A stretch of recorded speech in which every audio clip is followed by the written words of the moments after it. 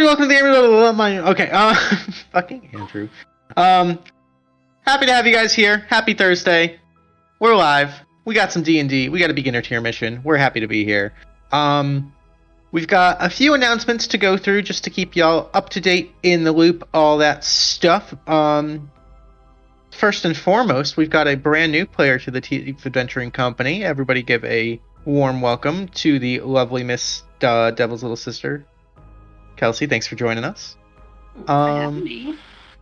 So, Kelsey, couple quick questions, just a little introduction. Gonna put you on the spot. Go ahead and tell us just a little bit about yourself, how you found the game room, and what character you're bringing to the game tonight. Okay. My name is Kelsey. I like music and stuff. That's about as much of an intro as I'm gonna do about myself. That's fine. I found the game room because I am friends with Lukey, and I used to watch it a lot, and then I wanted to try to play. Yeah, the end, except for what was the last question, or was that all of them? What's your character tonight? My character is Serpentine. Serpentine. Nice. Very cool. And you're a tiefling, right? Yes. Okay, very cool. And also I think a sorcerer. Yeah. Fun stuff. Alrighty. Well, we'll be excited to get Serpentine in on the action soon enough. But real quick, we're gonna run through some other little announcements. Couple important ones for y'all to pay attention to really quick. So I've got some personal stuff coming up in the month of April. So our schedule is going to be changing just a wee bit. So next week, D&D is going to be on Monday the 11th. So I will be sure to post that in the Discord and get people that can play on Monday. And then we'll do a community game night. I heard Super Smash Bros. Maybe on Thursday the 14th. So again, D&D is going to be Monday of next week, not Thursday. And then we're also going to do a Monday night D&D on Monday, April 25th, and a community game night on Thursday the 28th, because I have things on 28th. So just be aware of that. As I'm looking at my calendar, I realized something kind of amazing, announcements related. Officially, as of today, this session, the Tealeaf Adventuring Company has been going for 2 years strong. Wow! So that's pretty rad. That's pretty cool. Woo! Hype! Yeah. Let's hope it goes better than the first one. First one was a little scary. But yeah, 2 years. It's been a wild ride. It's been awesome. Thank you all for supporting us and being here and all that fun stuff. We've got a couple of backstory missions banked. We've got Cricket, aka Untamed Scribes, kind of a Priority X thing right now. She's got a big life announcement. So when that all settles down and you know she's comfy and cozy, we'll got it in the bank. We're gonna go have some goblin fun in the Howling Wood and all that. So that's a thing. And then the other backstory mission we have banked is Mr. Vordon Hingle, aka TheDrDingus up there, aka the door story, as D&D players latch onto the weirdest fucking things in his doors. So I'm not going to judge him. It's whatever. There'll be doors. There'll be doors to open and smash and lockpick and all that stuff. So the door story is up and coming. We're just finalizing a date that works for all the players that Dingus had chosen, so we'll get that scheduled as soon as possible. I know, I like that. I like the scheduled today. As always, I just want to kind of throw it out there too that we are always recruiting new members. So if you are interested in joining us and actually playing, by all means, please don't be a stranger. We've got plenty of ways to join. The easiest of which is probably !join in the Twitch chat. That'll give you all the instructions you need. Hop into the game room Discord, come say hi to either me or Wee Woo, and we'll get you hooked up and walk you through everything. Definitely, I mean, tell your friends, tell your coworkers, tell your mom. I'll definitely be showing it. I love this group, so I want to see more people get involved in it. Oh yeah. So, we will happily More accept. fodder. Yeah, more fodder, more For the lamps meat for grinder. fodder. But enough of that. I think that's all I've got for announcements. Everything else is going pretty smoothly. Why don't we dive right in? Why don't we get into it? Hell yeah. Tonight's mission begins, as they always do, in the beautiful free city of Kadoria, on a lonely peninsula to the north of the Midnight Sea. And there, on the prime central thoroughway drag known as Avandra's Alley, right where it turns right to the south onto Melora's Way, in that central town square known as Ava's Piazza, sits a beautiful 3-story mansion which now serves as the Tealeaf Adventuring Company Guild Hall. And it's a beautiful, sunshiny spring day here in Kadoria. As we begin our story tonight, our scene sort of drifts in onto particularly curious young tiefling woman. So Kelsey, if you want to take a minute, what does Serpentine look like? What's she wearing? What equipment does she have? Paint us a picture, just for people at home. Okay, let's see. So she's a tiefling. Mm-hmm. She is very light in every aspect, very kind of pearly, white hair, very white skin, just super light in general, but she has a very dark aura. Okay. Yeah, very closed off and such.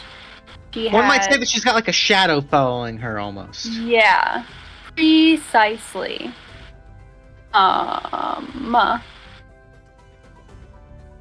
For equipment and such. Yeah, have fun with it. You don't have to get specific, but if she's got any cool, fancy things that people might notice about her.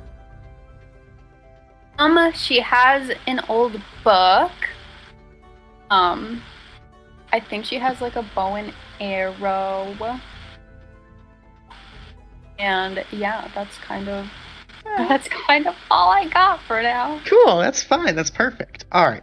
So as Serpentine walks up through this bustling urban metropolis with all these flashing advertising signs of various businesses and kind of making your way through the crowd, you arrive at the front steps of this beautifully manicured lawn with flowering bushes that are just starting to bud, and then fruit trees that are have just unripened fruit on them.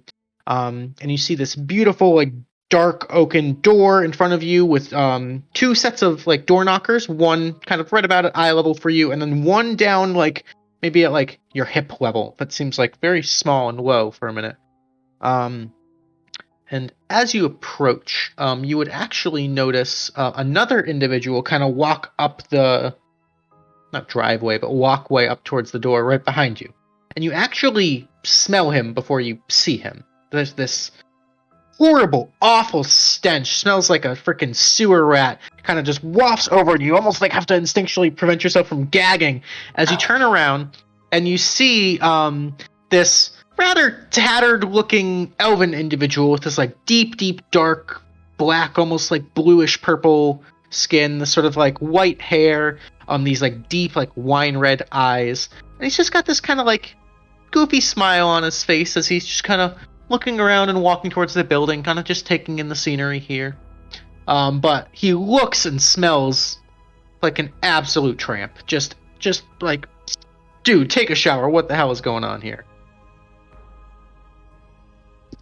And he kind of walks up and, how are you? Just look at him and then ignore him. You, are you going in? Do you work here? Or? Just kind of look him up and down and still ignore him.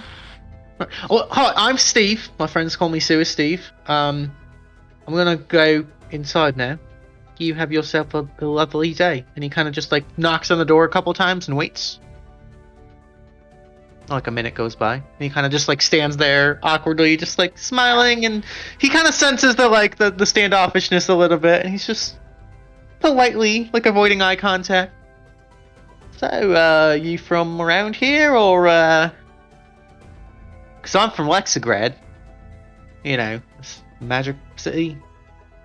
Yeah. Quaint little place. Got some friends here in the Tealeaf Adventuring Company, and he knocks on the door again, kind of like, hurry up. Sometimes I'm a friend of Amnesty's. I don't know if you know Amy. He's the best. But sometimes on occasion I do commission this company to help me out with my job over in Lexigrad, the Magic City. Amy, hello! And as he like leans in to knock on the door swings open and Steve falls flat on his face, and you can see like backing up in a panic is actually another tiefling, a little bit taller, sort of this like shaggy mop of like dark blue hair, almost black, these bright golden eyes, and this like goofy surprised smile. Oh my god! Oh gee, Steve, what the? Hi! Oh my god! He like helps him up and goes, dude, good to see you. He gives him a big hug, and like after a moment, kind of like cracks an eye open and notices you, Serpentine. Hi there, kind of like shoves Steve out of the way. Goes, oh wait, hi. Welcome to the Tealeaf Adventuring Company. My name's Amnesty. My friends call me Amy. Haven't seen you here before. Are you actually with Steve, or you don't look like you're with Steve? Kind of look between the two and just say no. Right. Okay. Well, Steve, go make yourself comfy in the lounge. I think Mr. Tealeaf's actually like at his desk. How can I help you? Miss, are you here to hire adventurers for a particular task? Are you looking for employment? He kind of just looks around and looks back at him, checks him out a little bit, and says, I am not sure. Okay. Well, everyone's welcome here. If you'd like to follow me, I can show you around a little bit. I can introduce you to my boss. Let's see what we're all about, and if you're interested, we just have a little bit of paperwork for you to fill out. Not a big deal, just a formality really. And then it's pretty much like unlimited free food, and you got a place to live. You can make it however you want. And then sometimes we can go out and make some money, and everybody likes money, so yeah. If you follow me, and he kind of turns around and leads you past like this staircase that kind of leads up down a long hallway, and you can see these like very opulent, decadent like portraits of very noble looking halflings on either side. He leads you to another set of double doors that he swings wide open, bringing you to the Tealeaf Adventuring Company Guild Lounge. It's this very open, spacious room. You can see on your left is this like very long, almost like Hogwarts style banquet table with like long benches on either side. With these like beautiful candelabras and flower arrangements, and various plates and silverware, things of that nature. On your right-hand side is a bunch of tables and chairs and sofas and lounges and these like sort of like upside-down turtle shell, like papasan chair style things, a roaring fireplace, and then kind of tucked in the back where you can now see Steve talking to another individual. There's sort of like a semicircular desk with just stacks and stacks of paperwork and folders and parchment and books and pens. And you can see Sewer Steve is currently talking to a rather distinguished-looking halfling gentleman with a three-pointed hat, this big purple plume, this tie that seems just a little bit crooked all the time, just a proper vest, and they seem to be talking over some paperwork. Amy kind of leads you in and goes, so this is the lounge. This is where we all just kind of hang out, eat food, drink beer. That's Ted. He points over to the bar, and you can see this like big red burly demon just apparently cleaning out a glass that just kind of gives you a grunt. So go ahead and make yourself at home. I'm gonna actually go check out what Steve wants. Don't be a stranger. Introduce yourself. There's a lot of really awesome people here. I'll be right back. And he kind of like frolics off towards the desk where Steve and Reginald are. I'm gonna nod and look around, and I'm gonna walk over to said demon-y looking man, look him up and down, and just stand next to him. All right. What are the other four of you guys doing? I mean, Klang is probably bumping into things as he walks around in his new plate armor that somebody thought it'd be an intelligent idea to put onto a kobold. So there's just a fantasy equivalent of Star Wars gonk droid rocking around right now. Perfect. Vordon is near bookcases, and he's still confused on how a book sent him into the archives. So he's opening every book, touching all the pages, flipping them, and putting the books back and swearing at himself because he still doesn't understand how these books had so much magic to them. And Mars is probably just sitting at a table, having a smoke and a drink. All right. I would see myself as well doing a drink and a smoke. All right. So, Serpentine, as you walk up to the bar, you would probably pass Mars and Ferdinand here. I'm supposed to do something. You don't have to, no. You approach the drink, and this big burly demon just kind of stands there and just gives you a stare down. I stare down him back. All right. There's an intense staring contest that goes on for several minutes. You know, you're supposed to ask the demon for a drink. You're not supposed to just stare at him. He's not going to know what to do. I don't drink. And then I look at the demon and ask if he has any smokes to spare.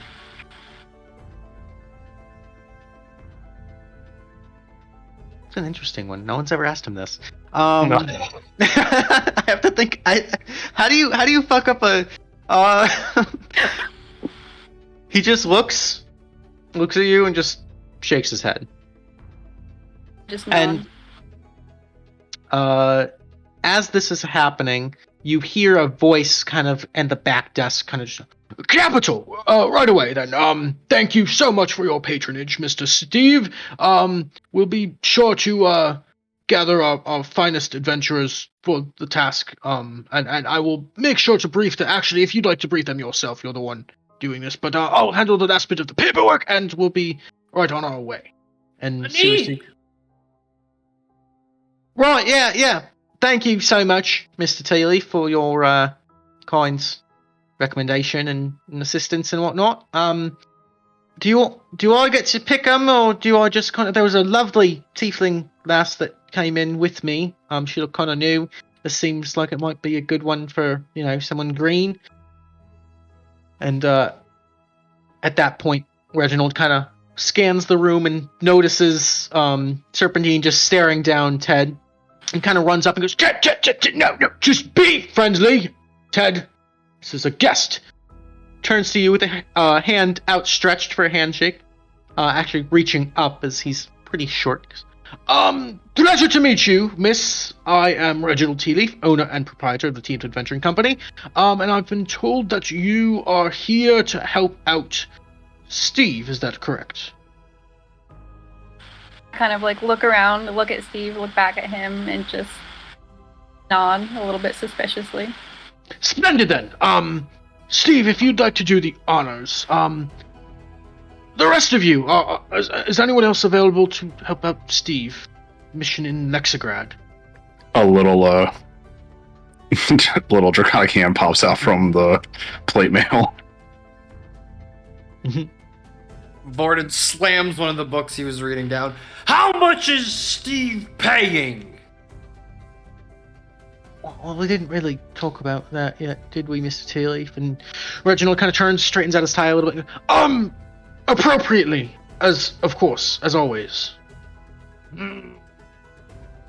Well, I guess I could do it. I'm quite bored of reading all these god-darn books. Splendid. Reginald kind of turns and looks at the two sitting at the table, drinking and smoking a little bit. What do we got to punch?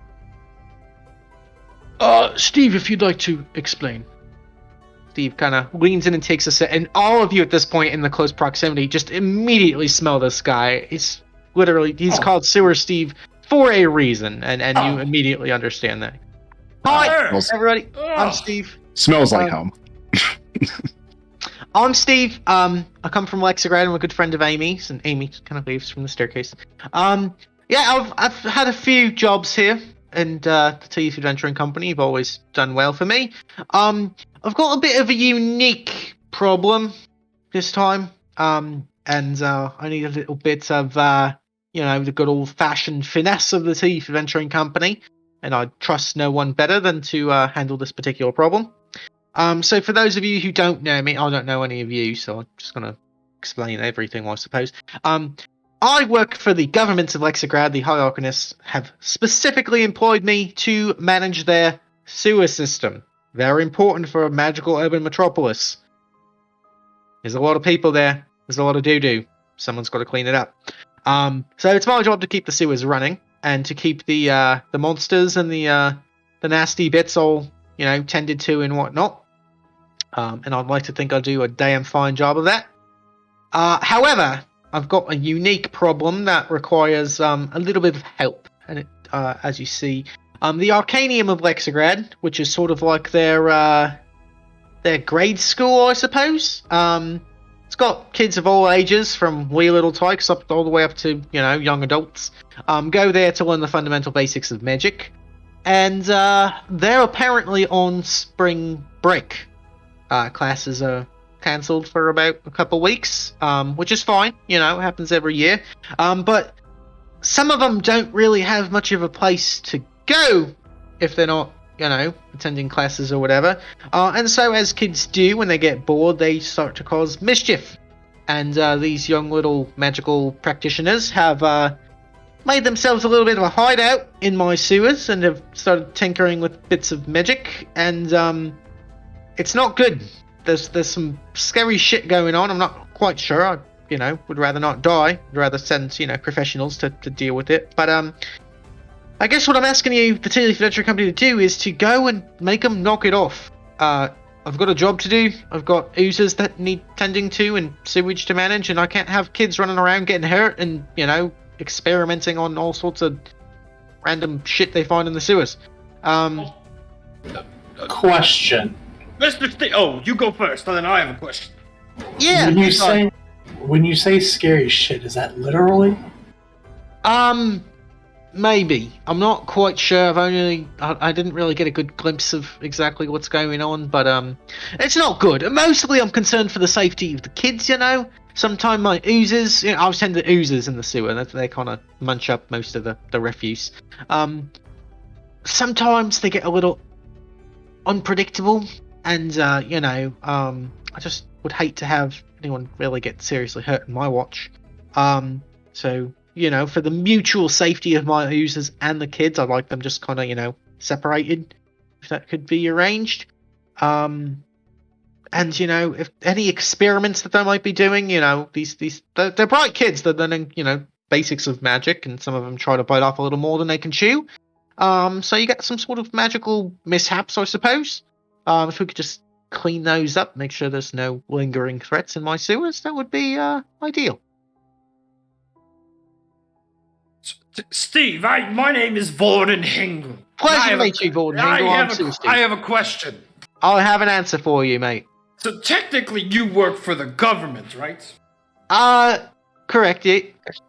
Okay. So I know, because, government employees, whenever they give out a job, they must pay prevailing wage. So that means you have to give us more money than you would during a normal job. I know the laws of wages, and you must pay me good money today. Well, there's no wage laws in Kadoria, mate. It's the free city. This is laissez-faire. I'll pay you what the fuck I want. I'll take care of you, don't worry. This is madness. It works, apparently. You gotta love freelance work. Fine, I understand, I guess. I mean, so I guess the priority here, number one, just get the kids out of there. Number two, make sure none of the kids get hurt. That's also very important. If any of these kids get hurt on my watch, it's a huge liability. The High Arcanists will be on my ass. I just need them, little scared, little intimidated, maybe, but don't actually kill any of the kids.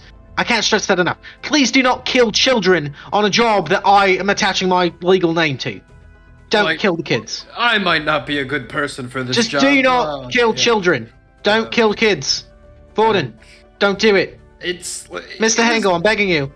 Last time I killed a child, it was an accident, and he was morphing. Right, I get it. He was morphing into a happen. giant pumpkin, and it's scary. Just don't kill kids. I'm sorry. You killed a child? What do you...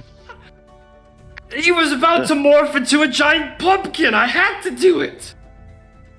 Ah, yes, the giant pumpkin so dangerous to society. Yes. So it's oh god. Right. Number 1, get the kids out of my series. Number 2, don't kill kids. Number 3, whatever little creepy crawly experiments are in there, just get rid of them. Make sense? Sounds easy enough. Any further questions or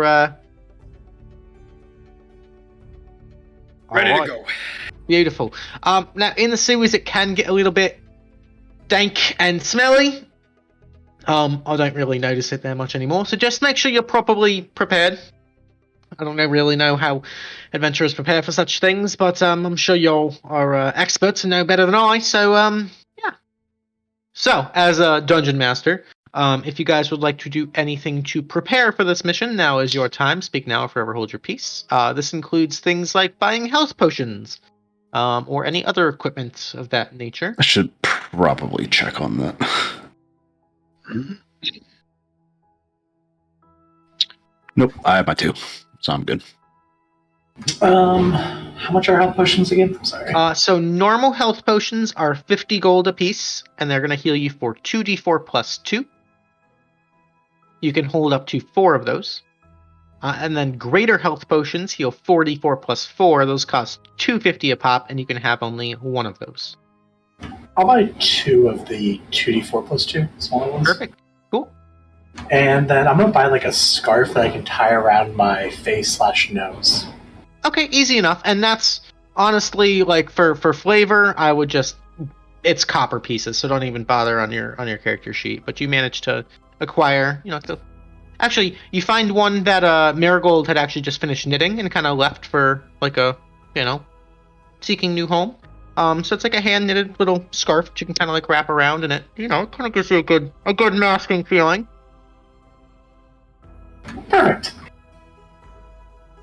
Klang legit sticks 2 copper pieces up his nose to block the nostrils. Perfect.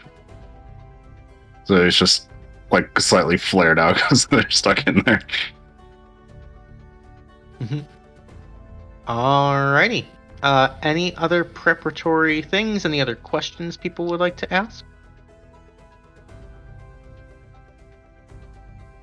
Alrighty. Then I will assume the silence that means that we can proceed. So as the 5 of you go about your business, getting prepared, you reconvene in the guild lounge, and there you can see Reginald, Steve, and Amy are standing. And Amy kind of speaks up and goes, "All right, so looks like the 5 of you are prepared to go. Thank you so much for helping out my buddy Steve.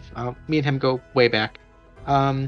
If you all follow me, I can transport us to Lexigrad, the lower city, and from there, Steve will lead you to the entrance to the sewers."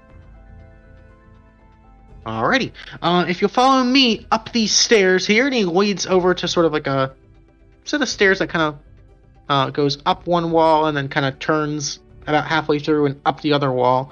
And there's just hallways full of doors. This is where most of the inhabitants of the Tealeaf Adventure Company live. But the first door on the right there, he kind of opens, and this is his arcane teleportation circle room. It's a completely empty room except for there's a giant, very like Full Metal Alchemist style magical glyph written in these like various blue and pink and yellow chalks on the ground. And Amy reaches into a small pouch, pulls out a little bit of gem dust, kind of sprinkles around the last circle, and kind of as he does so explains, so as soon as I finish this, we'll have about 6 seconds to get through, so just don't dilly-dally, and ready, 3, 2, 1, go. Snaps his fingers, and you hear this like shredding of paper sound as a small tear in reality forms in the center of the circle, and he kind of ushers everyone through to go through the circle and teleport to Lexigrad. So one by one, you swiftly kind of feel the slight tugging sensation as you end up in a nice, much fancier looking hotel room or tavern room here. and you can immediately hear the atmosphere around you changes to a very like rowdy, like laughter and conversation and singing, and like the clinking of silverware and tankards, coming from downstairs, you gather. And as Amy kind of pops through at the end, all right. So you guys are in Lexigrad, the lower city. This specific building is Bluegill's Tavern and Grill. Kind of crowded. Don't feel obligated to stay. You guys got business to do, so we'll just meet up back here when you guys are ready to go. Everything's taken care of. So Sewer Steve kind of goes, right. So if you'll follow me, we'll just go right outside, and I'll lead you to the entrance to the sewers, and we'll just take care of business. So as you go out of the hotel room, down a hall, and down another set of stairs, you can see this like massive first floor tavern with like just jam-packed full of people. It doesn't look like there's a single empty seat. There's like a group of bards playing in the corner. There's like this like what appears to be like a bare-knuckle boxing match happening in like a small pit on the other corner. Along the front wall is just this massive bar, and you can see plates of food and drinks and cups just like floating around unmanned, and a single blue-skinned halfling kind of with this like bright red cap just kind of sitting behind the bar, kind of gives Steve and Amy a wave, and he waves. They wave back as he kind of snakes his way through the crowd, kind of like pushing people out of the way, making his way outside to the door into the lower city of Lexigrad.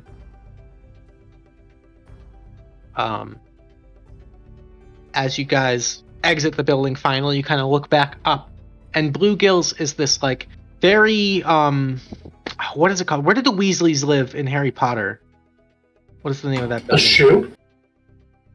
The Burrow, yes. It's this like very janky, arcane constructed magic, like 6 or 7 story building that looks like it's leaning way too much in like certain ways. Very much like held together by magic. And you step out into the central square of the lower city of Lexigrad, and you can see this massive, somewhat old and I guess eroded statue of an elven-looking individual, with 4 smaller statues kind of surrounding that in the 4 cardinal directions. One of which looks vaguely familiar to a couple of you.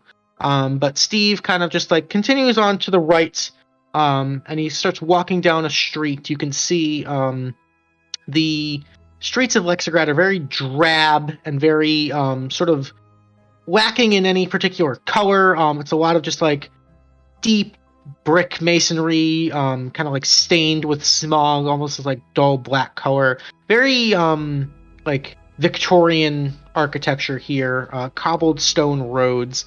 But you can see there are splashes of these beautiful artistic murals, sort of painted on the sides of these larger buildings, depicting like various scenes of magic and spells being cast and students studying and strange like alchemical glassware. And it's this very like eye-catching, beautiful contrast to the otherwise sort of like bleak and dreary city around you. As you walk up the street, you can see there's these 4 hooded figures in these like deep maroon robes, with sort of golden scrolling around the sleeves and around the collar and around the hood. And they seem to be escorting this massive arcane golem, this sort of like mechanical construction robot that's sort of just like patrolling the streets as sort of a police force. But as you turn another corner, Steve stands there and pulls out like a small crowbar and kind of just like he's done it 1,000 times, pops open a manhole cover, revealing a door leading, or revealing a ladder leading down into the sewers. Steve kind of stands there, and like you kind of smell that nasty sewage smell kind of like wafting up from the manhole. Right, so think this is the last place I saw those hooligans enter, so if you want to just make your way down there, and like I said, just to reiterate, number 1, we want to just convince the kids to leave. Number 2, don't kill any kids. And number 3, if there are any experiments of spooky, nasty monsters and such, just take care of those for me. Good luck! And he kind of like gives you a wave, and then just kind of twirls the crowbar, tucks it into a small loop on his belt, and then just proceeds to walk back down towards the tavern. Steve, got a quick question. Right, yeah, of course. If I throw a torch down there, will it explode? Maybe. Probably not. It's not like that bad, but do be careful when it open flames and whatnot. I don't think it'll explode. I don't really need a torch personally. I can see pretty good in the dark. You should be fine. Maybe. Cool. Then I'm gonna keep smoking my cigar then and go down. Right. Alright, good luck. I'll be at the tavern when you guys are done. He kind of just strolls off and whistles a song. Alright. Wouldn't he come with us and show us the way? At this point, he's out of earshot. I'm talking to the rest of the group. So it's going into the smelly tunnel first. Klang will eagerly like try to jump down, but kind of get caught like traditional like in this manhole, and then just like wiggle his way in and fall. You just hear the thud of plate armor on the bottom. Alrighty. And one by one, you guys make your way down the manhole, and I'm going to bring us to the map for the evening. Let me know if you have any vision problems, anybody. I'm pretty sure I took care of everybody here. I can see 2 hallways. I'm good. Alrighty, beautiful. Then as you emerge and Klang, you kind of hit the ground. You can kind of hear like drips of moisture and like slowly trickling water as you stop and kind of take a look at your surroundings. It is dark and dank and wet. You can see there's like bits of fungi kind of just growing around these what appear to be like old, very, very old stone hallways or tunnels leading into the sewers of Lexigrad here. Klang feels at home. It also is very dark down here, which for most of you isn't a problem, but specifically for Ferdinand, you can see about maybe 5-10 feet in front of you, but then it kind of grows dark. Wait, I got an item. I have the Helm of Lightbringer, I believe. Lets me see dark vision. Oh, yes, it does. That's correct. That gives you 60 feet, I believe? Yes. Alrighty, so as you kind of lower the visor of the helmet, suddenly things become a lot more clear down here. I forgot about that. Good catch. Alrighty. I was about to say, I think the only human were like, you can have this. That's literally the conversation. It's like, this helmet gives you dark vision. Like, everybody turns to the human. Here you go. Thank you for the pity, thank you.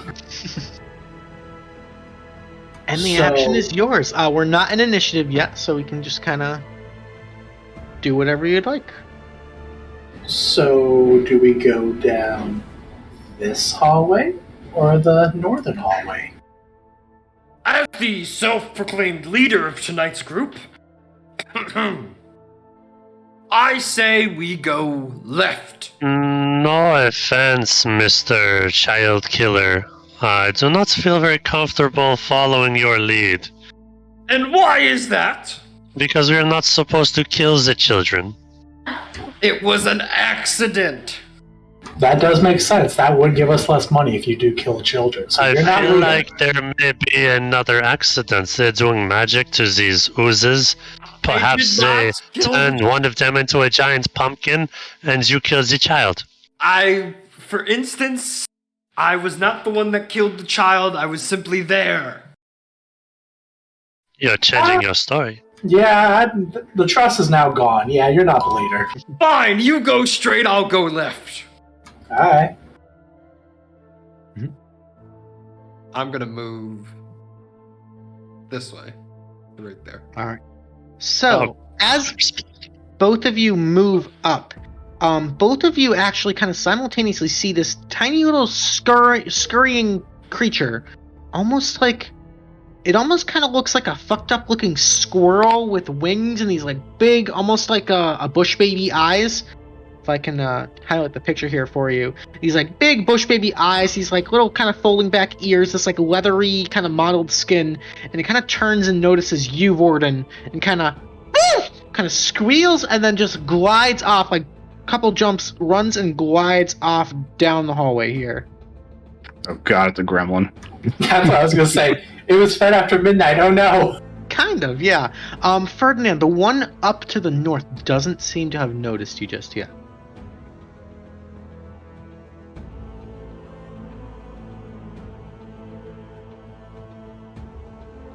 What are the rest of you guys doing at this point? So we're really just going to split up. We have no idea where we're going, and because you cannot be the leader, you're going to walk off in your own direction. He's walking with, Klang's walking with Ferdinand because he knows him. So. Damn it! We punch stuff. Can I follow Yeah, the little sugar baby thing? Sure. Ferdinand has a trash can following him. I want to follow the trash can. Alright, so you guys kind of move up. I'm gonna just keep going forward. Alright, and Ferdinand, as you move up, as you're moving and as Klang behind you kind of starts making all this noise, you see this thing kind of turn and look at you and kind of just like tilt its head a little bit.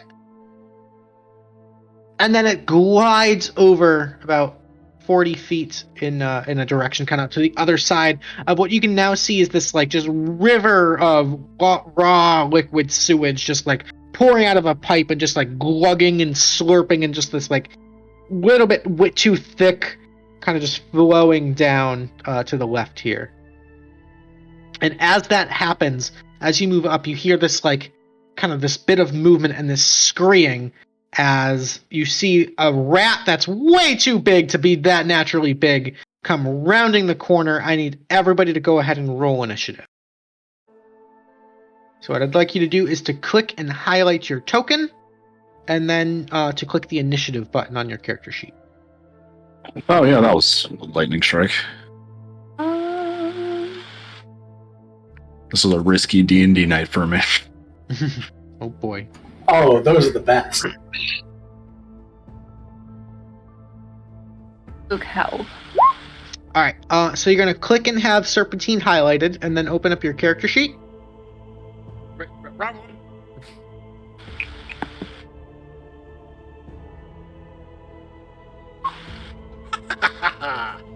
God damn it. And Okay. then right at the top middle is initiative there. I just click it. Yep, you just click that. Lag.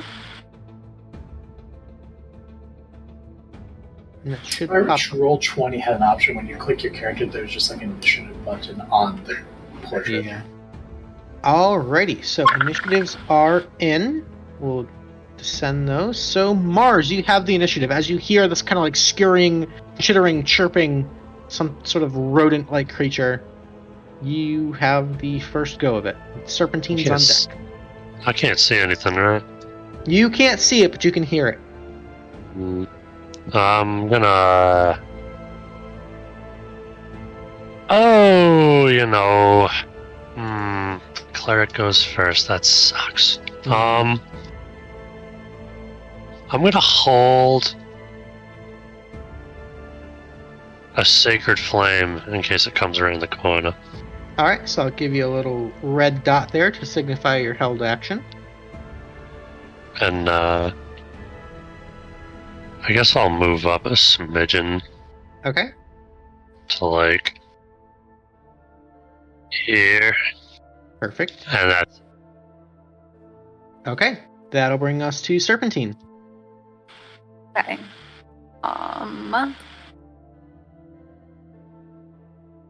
Should I try to kill this thing? Is that what I'm doing? You're doing whatever you want to do. Right now, you don't actually see anything. You're hearing stuff coming from further down this tunnel leading up. Okay. But you don't actually see anything just yet. I am going to cast like thaumaturgy.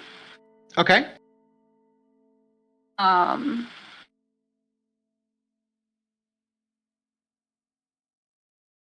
there any like flames around? Because there have to be flames already for me to make them like brighten, correct? Correct. So there's not really any flames other than the cigar hanging out of Ferdinand's mouth at the moment. Okay. And even that's not really a flame, it's more just like an ember, but you could like make that glow a little brighter. Oh no, my lungs.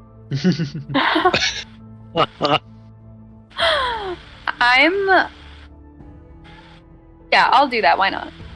Okay, so you cast Thaumaturgy, and I think so you can make the flames grow brighter, and then I think there's like other effects you can do with it too? Yeah, so it says I can make flames flicker, brighten, change color. I can make a sound, like a rumble of thunder. My voice booms up to 3 times as loud as normal for 1 minute. Oh, I can cause harmless tremors in the ground for 1 minute too. Okay, so what would you like to do? I take a cigar and go closer to where the sounds are coming from. Sure. So you can go ahead and make it move as yourself. bright as possible. So you've got a movement speed of 30 feet, so you can move 6 squares. Okay. So you can actually click and drag yourself wherever you'd like to go. If I'm going the right way. Oh. Sounds are coming from like the bottom left, you said? Like this kind of area up here. Okay. Yep. Oh. 1, 2, 3, 4, 5. Oh my god, what's happening? There you go. Just kind of move up, and as you move up and cast Thaumaturgy, Ferdinand, you notice that the tip of the cigar starts to glow a little bit brighter. Alrighty, anything else for Serpentine? After I make the Hey, puppy. cigar as bright as I can, I'm just kind of gonna like look around and see if I can see the source of any of the noise. You can't quite see anything just yet, but right around this corner you can hear something coming. Okay. Alrighty, that'll be it for Serpentine's turn, and as you hear this coming, it rounds the corner. You see this massive rat just kind of like barreling towards the noise. As it comes into the line of sight, that would trigger Mars's held action of the Sacred Flame. So he is going to make a dexterity saving throw, I believe. I got distracted by the dog. Yeah, dex save. Okay. Doggy. Alright, and what's your spell save DC?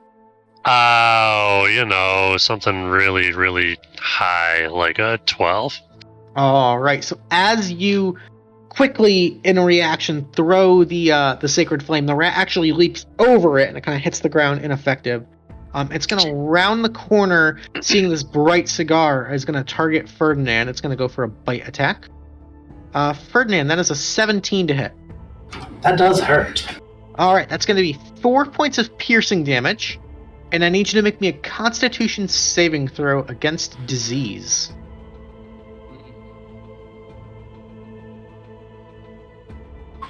Alrighty, it barely breaks the skin. Take 4 points of piercing, but no other ill effects. Some of the other rats hearing the kerfuffle are going to move up. And that'll be it. And that'll bring us to Ferdinand's turn, with Klang on deck. Did I drop my cigarette after that attack? No, it's still hanging out of your lip. Good, thank you. I'm gonna rage, because that would hurt. Bonus action rage. We'll give you the little flexing icon there.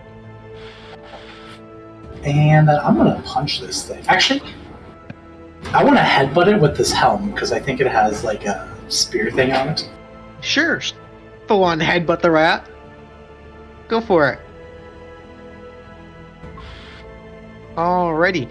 The 11 is just barely a miss, and you kind of like overcompensate, and you like, or undercompensate rather, and you expect like the wings of the helmet to like really do this more of a jabbing thing, and you quickly realize that they're more decoration. So you like barely graze the rat. Unfortunately, an 11 is a miss.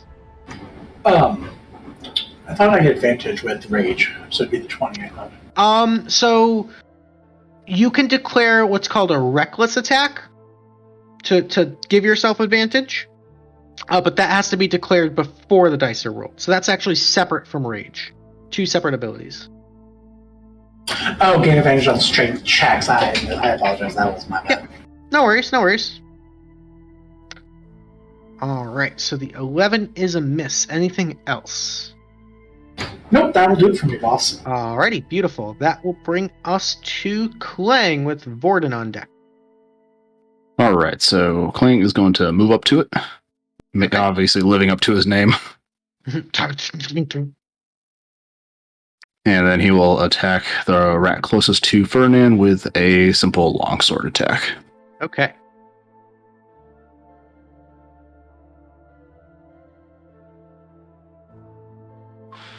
Alright, and a 16 will connect as you slash down, nearly decapitating the rat. Actually, no, that does decapitate the rat. For 10 damage, that rat is donezo. With kind of like a pathetic little as you slash down on it. It kind of twitches on the ground a little bit, but it doesn't seem to be a problem anymore. Cool. Alrighty, anything else? So that was 30 feet of my movement. Yep. Nope, can't really do anything else. Nothing's in range, so. Alrighty, then that'll bring us to bringing up the rear is Vordon. Alright. Alright, so I'm gonna move my 25. I'm gonna bonus action dash up to right here. Okay. And I'm gonna take a shot at this one. Okay. Won't be this so I'm gonna use my short bow.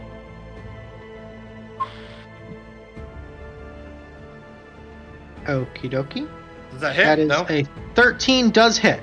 Yep. Woo! Cool. Go ahead and roll damage. No, there's no sneak, so just 4. Alrighty, so 4 points of damage on the rat. A grazing blow. It looks pretty significantly hurt, but it's still kicking. Yep, and that's my turn. Alrighty, that's going to bring us to the top of the initiative. You see these. You see this little squirrel-like creature is going to just glide away, wanting nothing to do with this. Kind of hop, skips, and jumps. Going to glide out of everyone's, or just basically out of sight here. And that'll bring us to Mars. Let's see.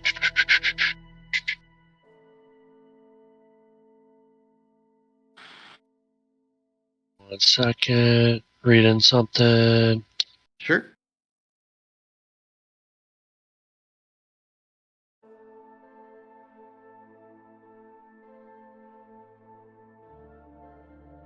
Alright, screw it.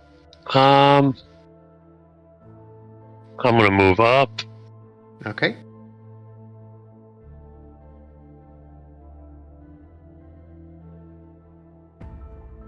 To there. Perfect. Kind of squeezing through some of your allies there. And I'm gonna try to Sacred Flame that boy. Which one? The left or right? Sorry. This guy, the top one. Okay, he's going to make a dexterity saving throw and fail. This one actually connects. Excellent.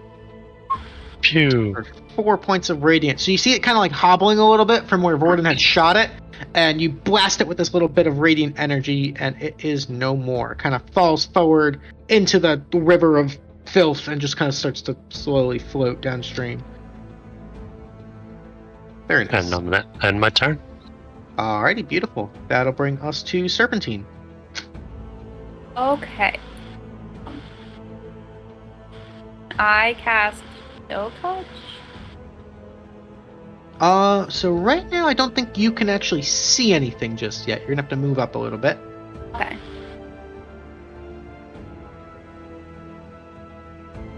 He's all the way over there. Okay, so I can move 6, he said? Yep.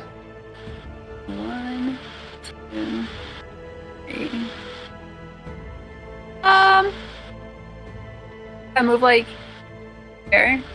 Can I see it? So if you move there, you're going to be standing in the river of filth. So you can do that if you want, but Just kidding. Mhm. Go right there. sure, kind of stepping around the corner right in front of Klang there, and now you can definitely see the rat in front of you. And because you are particularly in touch with shadows, you can actually see something that other people can't right now. But I'll let you tell them if you want. But you do see the rat right there in front of you if you want to cast Chill Touch. Okay. I will cast Chill Touch. Alrighty, go ahead and click on that spell. Okay. Let me try to figure out how. It should be right in the middle of your character sheet. There's the little box that says attacks, and there should be a little button for that. You can just click on the word Chill Touch. Okay.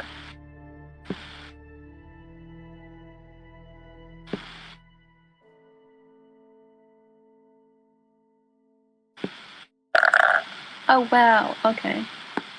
There you go, and it'll roll the dice and pop up for us.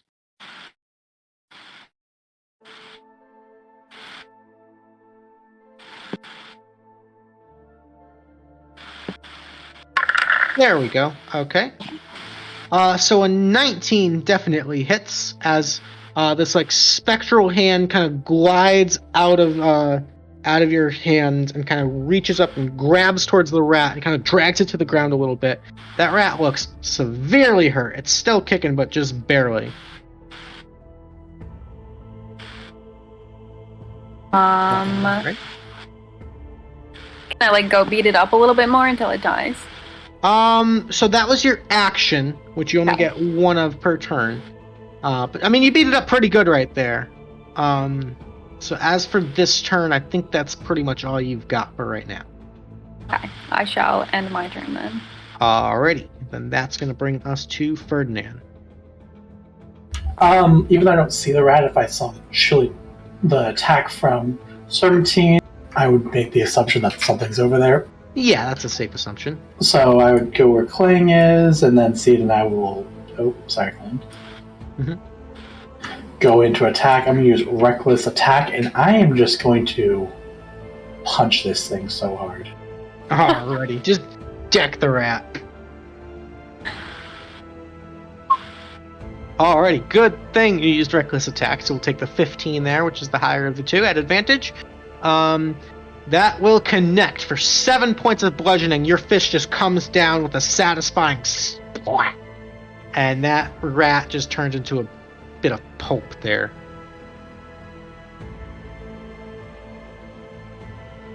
Alrighty, anything else for you? If I didn't see any other threats, I would ask the party, of all the spellcasters here, which one made the cigarette better? Thank you.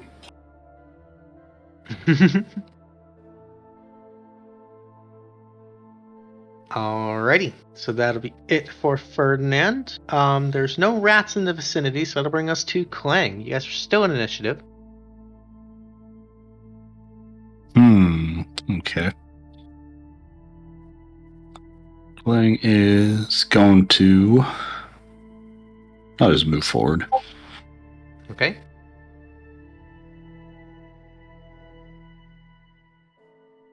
Making attempts at sniffing, realizing that he can't. So. Alrighty. So you can see up ahead that the sort of canal of sewage does take a turn to the left.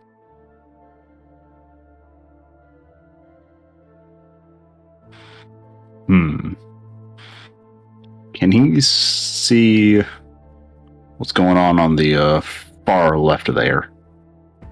So technically Klang can just barely not see that. There's only one character that's got the extended dark vision right. Oh, okay. Yep. I think I can see it too. So yeah, he doesn't see much. He's just kind of walking. What's Mars's dark vision? So I have Eyes of the Night Yeah. because of the Twilight Cleric, so it's 300 feet. Oh shit. Okay, let me change that. Then yeah, so then Mars could definitely see it from where she is. Yeah, just out of 60 feet. Yeah. Alrighty. Anything else for Klang? Nope, that'll be it. Alrighty, that'll bring us to Vordon. All right, Vordon's gonna move right there. And, So you're going in the sewage then. There you go. It's completely up to you. I just want you to be aware of where you're moving. Yep. Okay. And then I'm going to do bonus action Eye for Detail. I'm going to do investigation check to uncover or decipher clues. All right. What are you attempting to uncipher to cover specifically? See if there are any signs of children and which direction they went off in. Okay. Make me a perception or investigation, your choice. This will probably be perception. Right. But we'll take the investigation. So 14. You're kind of looking around, and there's not really any signs of children down here yet. You kind of do a quick scan of the area, and from what you can see, doesn't appear to be anything that would indicate that. All right, now that we went this way and not the way that I recommended earlier, I don't see any signs of children. I say we keep going. Alrighty, that'll bring us to Mars. I'm so glad you mentioned the children, Vordon, because I do see, I'm assuming that's a child up in the corner there. Over here, yep. I do see the child just up ahead. I don't know, maybe you need to get your eyes checked.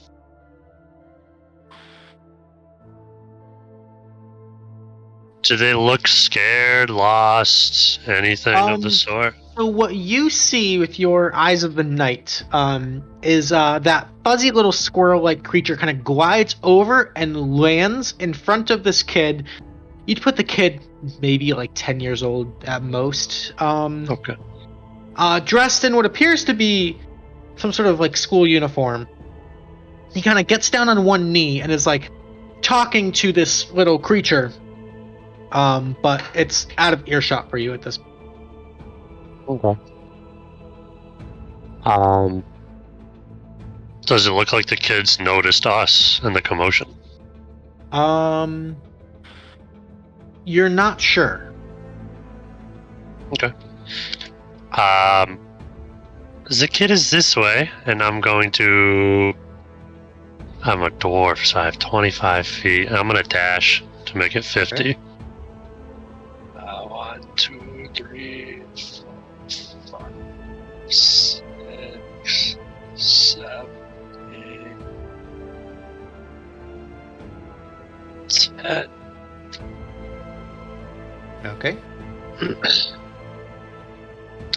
And I'm just gonna, I guess I'll call out. Yeah, I'm gonna call out. Okay. Say, excuse me, child. May I have a moment of your time? Alrighty. We'll get to that response in a second, but first, that'll bring us to Serpentine's turn. Serpentine, you can also see this kid over there. I can. Yeah. Okay.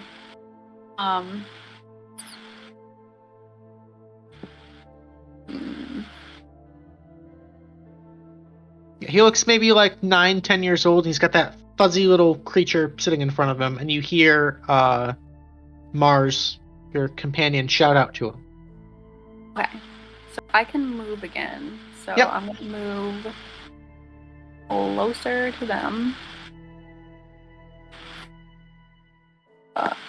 1, 2, 3, 4, 5, 6.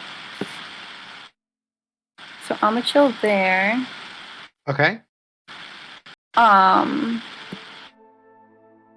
I like talk to this child? Sure.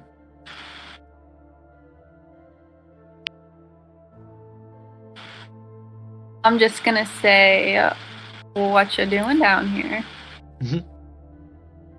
And let's see. Can I cast like a minor illusion? Is there like a limit on how many things I can cast? For cantrips, no.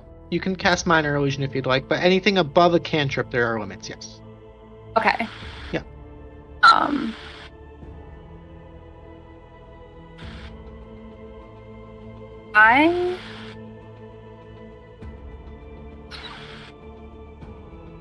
gonna play like a light little song, like a calming little song. Okay. That would like possibly make the said child a little bit more comfortable to talk to us, maybe. Okay. Make a performance check for me. Okay. On your character sheet, there's the very long, skinny box of your skills.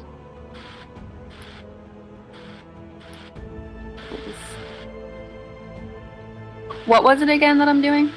Performance, just to see the Performance? quality of the song. Okay.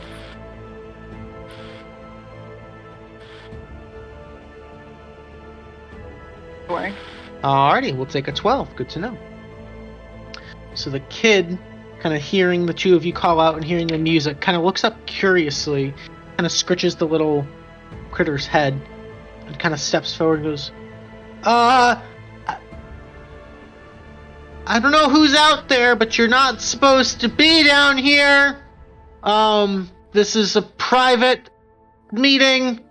So you have to go home now. That's what the boss said. So bye. Is that an intimidation? Is it still my turn technically? Technically that would be your full turn because you used your action to do that. So that's actually the kid's turn. Okay. But that'll bring us to Ferdinand's turn. So you hear this exchange, Ferdinand. You can kind of see Mars and Serpentine talking to someone. How heavy is this giant rat? Probably in the Don't know. neighborhood of like 15 to 20 pounds, I'd say. Sure. I don't see anything, but I want to pick it up and throw it in that general vicinity, because it sounds like he was trying to scare us off and intimidate us. Okay. So you just kind of pick up the rat and just yeet it over towards him? Yeah. And I'm going to go with, how's that for our invitation? Alright, so the rat flies over. Swish. Go ahead and make an intimidation check for me.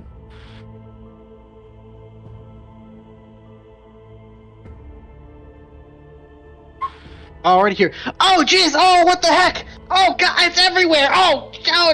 And you just clearly hear like these small little frustrated shouts of frustration. Frustrated shouts of frustration, yes. Clearly very DM distraught. mood. Alright, anything else, Ferdinand? And then I guess I'd move 30 or so a little forward. Okay. Alrighty, as you move up, you can see in the darkness now this child, now just covered in bits of liquid sewage, just trying to like wipe it out of his hair and his eyes, looking very distressed. Perfect, now done my turn. Alrighty, that'll bring us to Klang. Klang is just going to move up. Okay.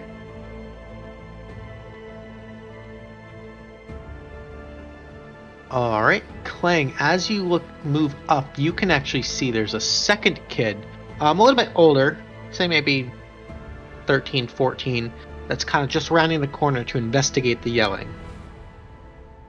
And kind of like, Just kind of like, sees you, kind of like sees you. You get the sense like by the ears, this might have like a little bit of like a half elven descent. Kind of like touches you, looks at you, and there's that like brief moment of eye contact there.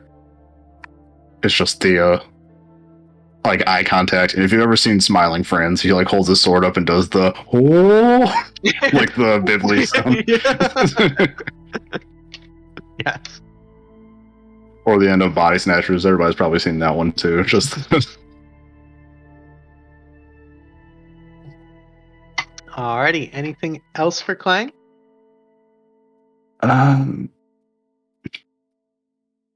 You can also see this thing behind the other kid, right? Yep, so that was the same little squirrel-like creature that some of you guys had followed this direction. All right, my bonus actions. Let me move closer. Okay. I'll use 20 feet of it. So. Okay, cool. And Alright. that'll be it. That'll bring us to Vordon. All right, let's see what. Oh gosh.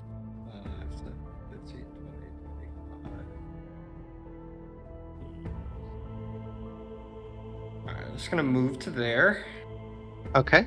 You can now see the kid covered in shit. Kind of just like freaking out a little bit. Son! Why are you covered in feces?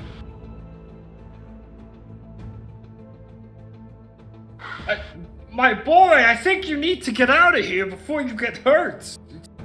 Who threw it? Why is it? Oh, jeez. Can I? God damn it, Luke. This is why I play on Thursdays. Alright, what would you like to do, Mr. Vordon Hingle? Can I do another eye for detail? Okay, what are you trying to discern? What are you trying to investigate? I want to see if there's anything around the boy that's like holding him in there, or the boss man that he was talking about. Sure, make a perception check. At advantage because of your eye for detail. All right, come on, give me good money. Yeah. All right, 16. So there's nothing really to indicate like anything holding him there. He seems to be here of his own accord. He seems very visibly distraught by being covered in shit. And hearing, you get the sense now that he probably couldn't have seen people before you guys approached. So he was hearing voices in the shadows and then like yelling out like "go away," and then got covered in shit. So he's terrified. You also gain the little creature behind him. You're not sure exactly what manner of creature this is, but you get the sense that it's somehow connected to him, or at least they're friendly towards each other. That little squirrel-like creature is his little buddy. Perfect.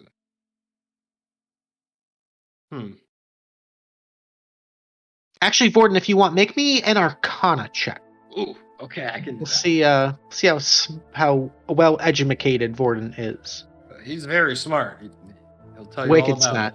Wicked smart. it. Except he's not smart. Yeah, you're not sure what the heck this thing is. Mhm. Alrighty, so that was your bonus action, I believe, to eye for detail, or is that your action? That was my bonus action. Okay, so you do still have an action. I'm gonna hold an action. Okay, what action would you like to hold? I'm just gonna hold a quick shot with the bow. Okay, kind of got an With my arrow short knocked. bow. Okay. Yeah, just holding it there.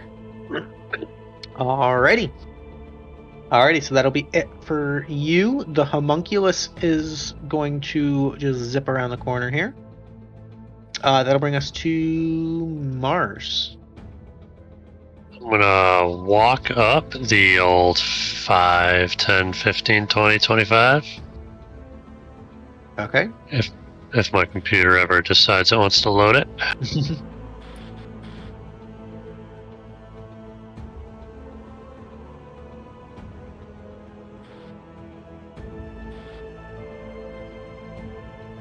Maybe. Maybe. Maybe. There we go. I got you. There's your 25. Oh, thank you so much. I don't know what that was.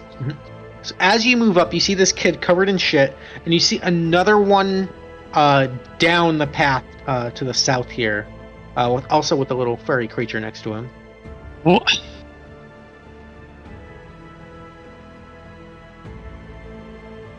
Going to... I'm gonna cast Thaumaturgy, Okay. and I'm gonna make my voice boom out. Children, it's time to get back above ground and out of the sewers. All right, make an intimidation Pretty check. please. Pretty please. Was the pretty please change it to persuasion, or is it still intimidation? No, it's Pretty please intimidation made it that's a 2. right on point. Yes. They made it a 2. Made it a 2. That -1 feels like Zachiel hasn't left. Alrighty, anything else for Mars? No, that's Alrighty, that'll bring us to Serpentine. Okay. I'm gonna like put my hands up a little bit, like I'm not gonna hurt you. I'm Okay. gonna 1, 2, 3, 4, 5. As Okay. close to the kid as I can. That sounds Yeah. kind of creepy. You kind of turn the corner, you can see the other ones down there, kind of just arriving, like here and scoping things out. Okay. And then can I cast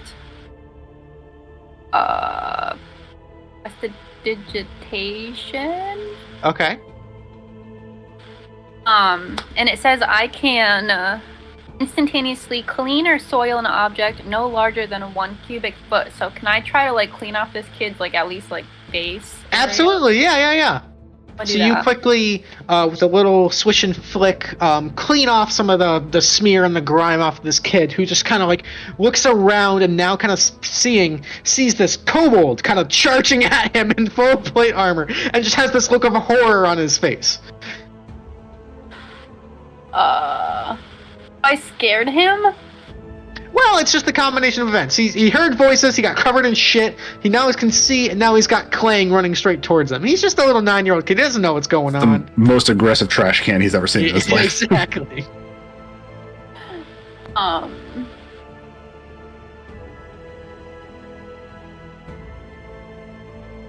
Yeah, I think I'm gonna end my turn after I. Okay, that's a good turn.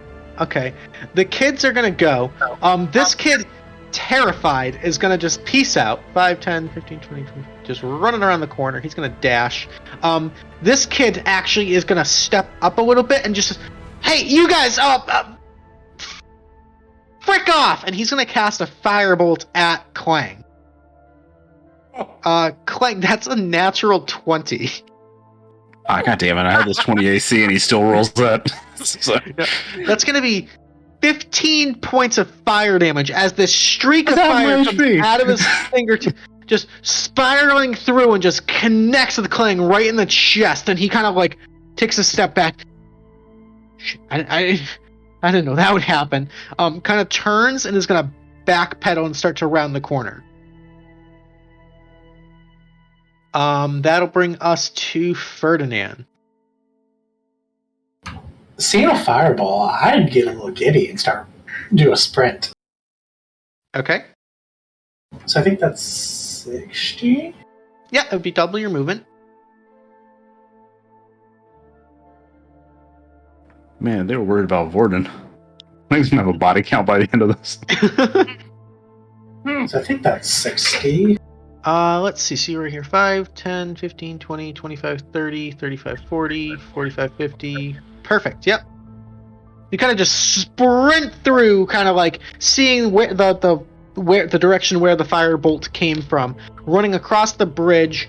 Actually, yeah, the homunculus will just get out of the way. So you run right up to the kid, who's kind of like turned tail to run, and you get right behind him. I don't think I can grab him though, unfortunately, right? Technically not this turn because you used your action to dash. Okay, yeah, I didn't think so. Okay. That will end my turn. Alrighty, that'll bring us to Klang. Yeah, so he's hurt. But these kids have chosen violence, so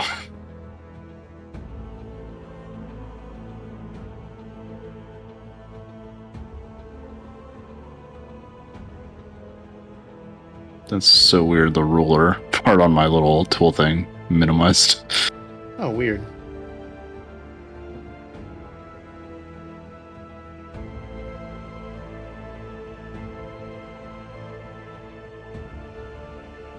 Okay, so 30 feet will get you right there.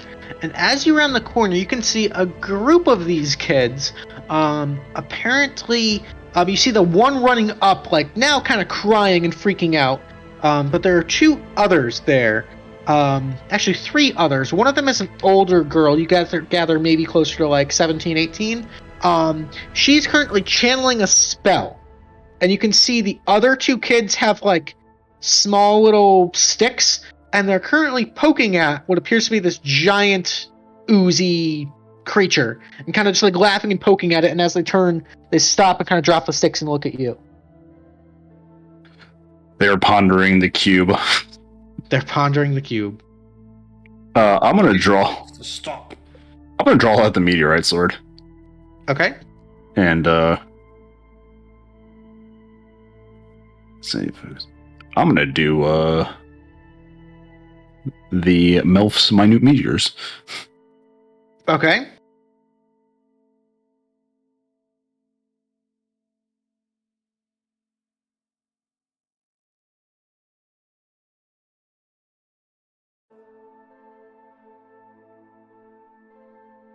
Okay, so it's an action, I create 6 tiny meteors, and when I cast a spell, and as a bonus action, I can expend 1 or 2 of the meteors, sending them streaking to a point I choose within 120 feet. Once it reaches its destination or impacts against a solid surface, it explodes. Each creature within 5 feet of the point must make a dex saving throw. The creature takes 2d6 fire damage on a failed save, and half on a successful. Okie dokie. And I believe that save would be based on... That's based on your constitution. So it'd be 8 plus... Okay. Yeah, so 8 plus proficiency plus con. 8 proficiency plus con, so that would be... 2 plus 4 plus 8, so 14. 14, okay. Okay, and what point are you choosing? I'm going to choose the 2 spaces between the kids and the cubes. So like here and here? Yeah, so these 2 will have to make a save for both of them. And then each one on the end would 1 and the cube would make 2. Yeah, okay. I'm reading that correctly. Yeah, so the one up on top is going to make 1. He succeeds. He'll take half damage. The one on the bottom will make 1. Fails. He takes full damage. Okay, so the first one up top takes half damage. He's going to take 2. The one on the bottom is going to take the full 7. And then the middle one is going to roll 2. So for the first, he actually succeeds on both. So he'll take 2 plus 3 is 5. The young lady is going to make 2. She fails the first one, takes the full 4, but succeeds on the second. So she's going to take 2 plus 7 is 9. And then the cube, who has to join the initiative now, is going to roll 2. Is going to... Oh, Jesus, what did I do? 1 sec, I gotta reload. 2 seconds. The cube is going to fail the first one and succeed on the second one, so he's also going to take 2 plus 7 is 9 fire damage. Okay. Okay, and that was action. Bonus action, I'm going to heal up with Second Wind. I think it was your bonus action to cast the meteors. When you cast a spell, and then there's a hyphen, and as a bonus action on each turn thereafter. There, gotcha. So. Okay, gotcha. Okie dokie, yeah, so you can Second Wind.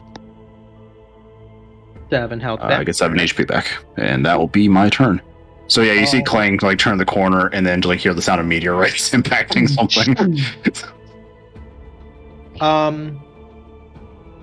Actually, that means she has to make 2 concentration checks.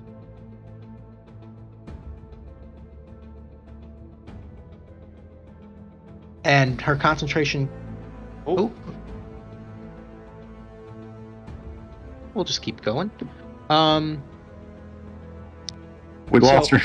As her concentration breaks, she kind of turns and goes, shit, guys, shit. Who the fuck are you? What the fuck are you doing? Excuse me, no. And she's gonna turn at you, and I need you to make me a wisdom saving throw. Me? Yep, that'd be. Oh no.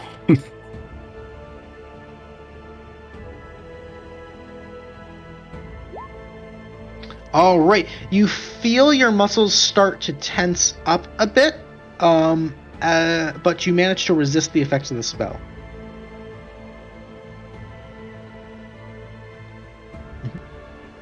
Alrighty. Anything? So that's it for her turn. She kind of like casts the spell and goes, "Hey, fuck off! We're busy here. Don't fuck with us." That'll bring us to Vordon. Oh god. 15, 20, 25. 25 gets her around the corner. Mm-hmm. There she is. Gosh. Guys, I don't really know what to do right now.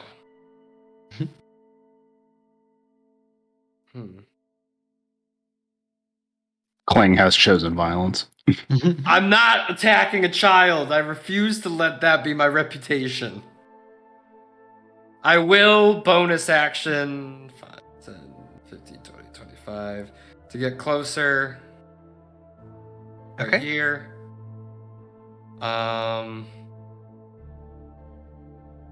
And I'm gonna hold an action. Okay. I'll hold What's your action? I'll hold another short bow. Okay, sounds good. Never again. That's my turn. Alrighty. The little creatures are going to go. This one's going to float over to Ferdinand. They are both going to make bite attacks. So against Klang is a 21 to hit.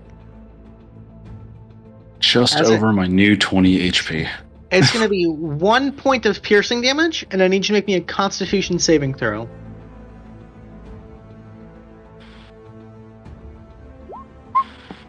Alrighty, you're fine. And against Ferdinand is a bite that's an 18 to hit. I believe so. Yeah, that does. Alright, so that'll be 1 point of piercing damage, and I need you to also make me a con save. Alrighty, you are also fine. Okie dokie. Vordon, as you're running up, trying to keep up with Ferdinand, down this hallway just comes a massive swarm, like Pied Piper style, swarm of rats that's just gonna envelop you. Crawling all over you. They are gonna make a bite attack against you. Mm-hmm. That's a 10 to hit, so that's a miss. That is a miss. Alright. Get off me, you bastards! You do have your held action if you'd like to use it. Damn right.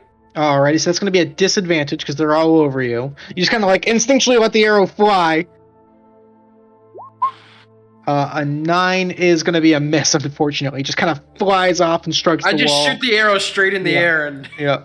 Son of a bitch! Get off me! And that's it. Alrighty, beautiful. That's going to bring us to Mars with Serpentine on deck. Oh, stupid. Mars is going to move up her 25. She's going to hear meteorites and children. But then there's rats.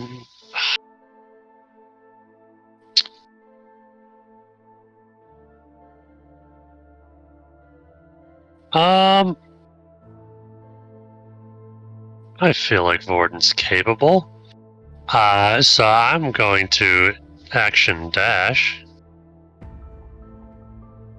All right. Up to here. All right, and as you round the corner, you can see all these kids kind of shielding themselves, putting out little bits of fire. They look pretty fucked up from that, and this one older teenage girl looks pissed.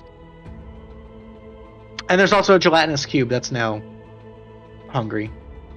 Excellent. Let's just calm down, Klang. Do not hurt the fucking children. Sad clang noises. And I'm actually gonna cast a bonus action healing word. Okay. I lost my character sheet. Oh no.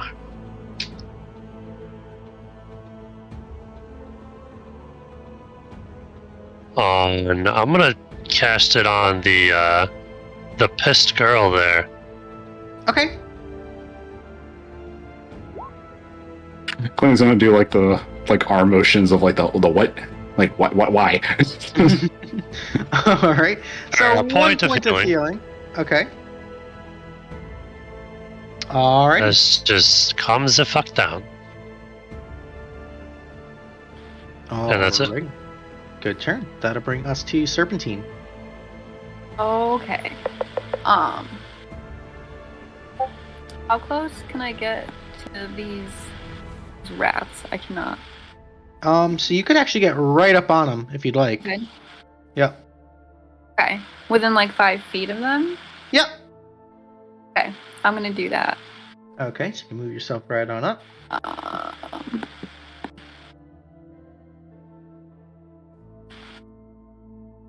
I'm having technical difficulties too. It's all good. I can move you up if you'd like. Yeah, if you don't mind, that would be dope. Sure. So you're within 5 feet of the rat swarm. Okay. How likely is it that rats will kill me right now? You're level 1, so Highly likely. yeah. Likely? Sheesherinos. Okay. There's like a fuckload of rats. It's like there's like hundreds of rats right now. Just all- hundreds? Okay, maybe Yeah. I won't. Like they're not the giant rats that you saw before. These are like tiny little normal rats, but they're like swarming over your friend right now. For my friend. You also Yeah. have to remember I'm little. I mean, friend's a loose term, right? You guys just met. Hey, I'm Vordon's friends with everybody, bastard. Okay. Can I like pitch what I was thinking about doing to you? Yeah, absolutely. Okay, so I was thinking about doing sword burst. Okay. Because then I get a momentary circle of spectral blades that sweep around me. All other creatures within 5 feet of me must succeed on a dexterity saving throw or take 1d6 force damage. Perfect. That's actually beautiful, beautiful call right here. So you can go ahead and cast that. But is my new friend within 5 feet of me?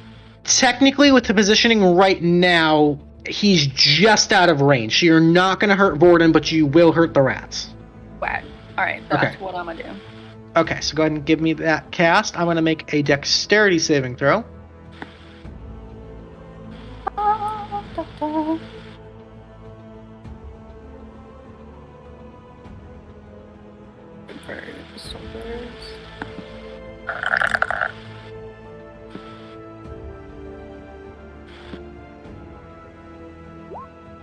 Alrighty. So they fail. As you run up and kind of jump up and slam your fist on the ground Avengers style, there's just this burst of spectral blades that happen. So that's 4 points of force damage, and actually because it's a swarm, and that's an AoE spell, that damage is actually going to be doubled, so that's 8 points of force damage onto the swarm, and you just see these blades strike out and kill like about a quarter of the rats. They just kind of like drop dead. But there's still a fuckload of rats here, but you did a pretty significant amount of damage there. Thank you, my friend. Got you. Alrighty, so that was your action and your movement, so I think that's probably it for you.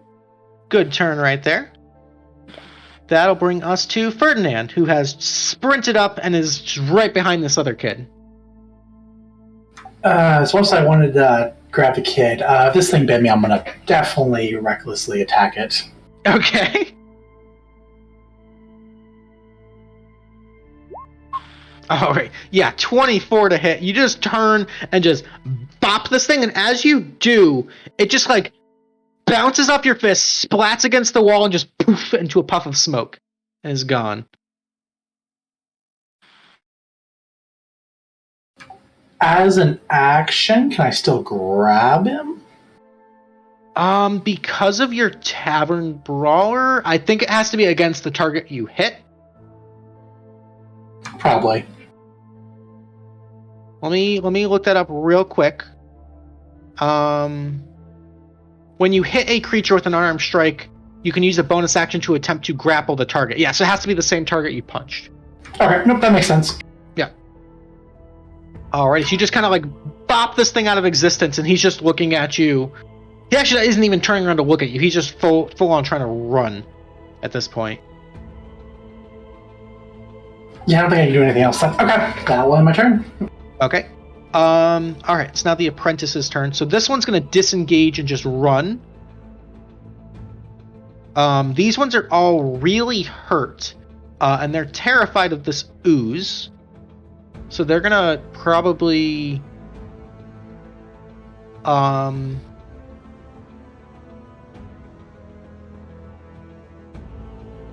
They're all going to cast magic missiles. So 3 magic missiles at the ooze. The first one is 3 plus 3 plus 4 is 10 damage.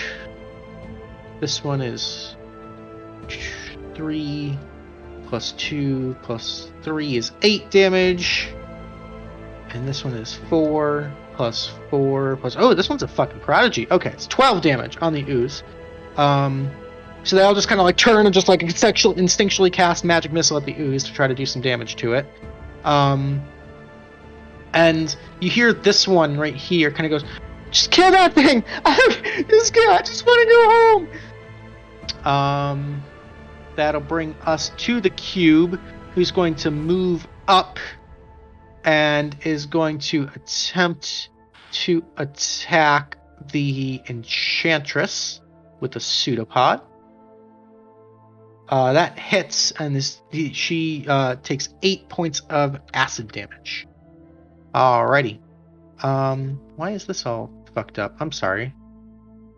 After Ferdinand should have been... So we've got the... Sorry. Ferdinand, Wizards, should be Klang. Okay, no, we're good. So Klang, you're up. Alright, so they're trying to run away from the cube too? Yeah, it looks like they're terrified of this cube thing. Stay within the range there.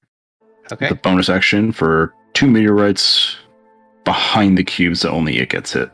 Okay, so 2 against the cube. It's going to make a couple dex saves. It's going to fail both of those, so it'll take full damage from both of these. For a nice 13 points of fire damage. You kind of hear that like nice satisfying crackle and sizzle sound as you start to dissolve or like evaporate off some of the ooze. And did this little homunculus thing bite me? It did last round. Yeah, last round. round. Okay, action. I'm gonna hit it with the sword. Okay. God damn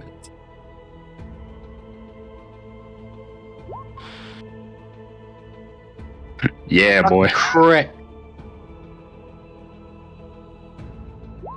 Yeah, just slash down and it just puffs into a puff of smoke. It's gone. Yeah, so it's just 7 before any kind of crit bonuses. So it's just yeah. meteors and then just whack. They have 2 hit points, so yeah. Alrighty, so that'll be it for Klang. That'll bring us to the young woman. She's got this thing right in front of her that's hurting her. She's gonna go ahead and she kind of turns to you, Klang. Goes, "Listen, can you fucking kill this thing?" She's saying to Klang. Just like shield in hand, just she's gonna like combat roll over to you and touch your chest, and she's gonna cast haste on you. Fast trash. Until the spell ends, your speed is doubled. You have +2 to your AC, advantage on dex saves, and you can make one additional attack action per turn. And she's going to kind of combat roll back into position there. So you are hasted. Give you a little I'm pretty sure that extra action can only be used to attack. Correct. Weapon attack, yeah. Okay. Okay, so that's her turn. That'll bring us to Vordon. So Vordon, you got all these rats in front of you. So to really end this quickly, I'm gonna bonus action insightful fight them. Okay. So I'm gonna make an insight check. Against their deception, I think? Yes. Okay. Yeah, I rolled like garbage, so go ahead and make an insight check. So did I. Oh my god, okay. There's so many rats, you're not sure how to fight these things. They're not giving you any weak points. Damn it, what are these rolls tonight? Alright, so now that I'm oh god. I'm just gonna go ahead and use my dagger of venom. Okay. Go for it. Yeah! 21 hits. Alright. And technically you do get sneak attack because Serpentine's right there. Oh, even better. Alright, so that's 5 points of piercing, which will be halved just because the nature of the swarm.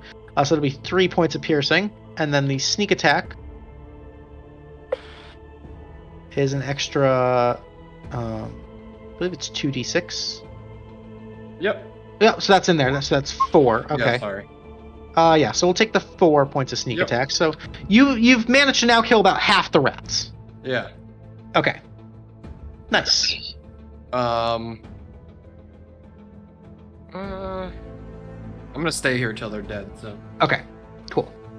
The cube had taken its turn already out of initiative, so I apologize for that. So that'll bring us to the rats, which are going to actually move and occupy the same square as you, Vordon. God damn it. And they're gonna make an attack with less than half HP. Is going to be a 5 to hit. So they're like crawling over you, trying to nip you, but they can't quite get through your armor. But you're still covered in rats. Yeah. Ah, rats. That'll bring us to Mars. Step up behind Klang, Okay. and I'm going to use my action to use my Channel Divinity. Okay. Twilight Sanctuary. There's a sphere centered on me that has a 30-foot radius that is filled with dim light. The sphere moves with me and it lasts for a minute or until I'm incapacitated. Okay. Whenever a creature ends its turn in the sphere, I can grant that creature one of the following benefits. I grant it temporary hit points equal to 1d6 plus the cleric level, or I can end an effect causing it to be charmed or frightened. Oh, damn, that's dope. That's super cool. That's really cool. Okay. That's much better than counter charm. The strategy is buff the kobold. Alrighty. And that's going to be my turn. I'll stay there. Beautiful turn. That'll bring us to Serpentine. Okay.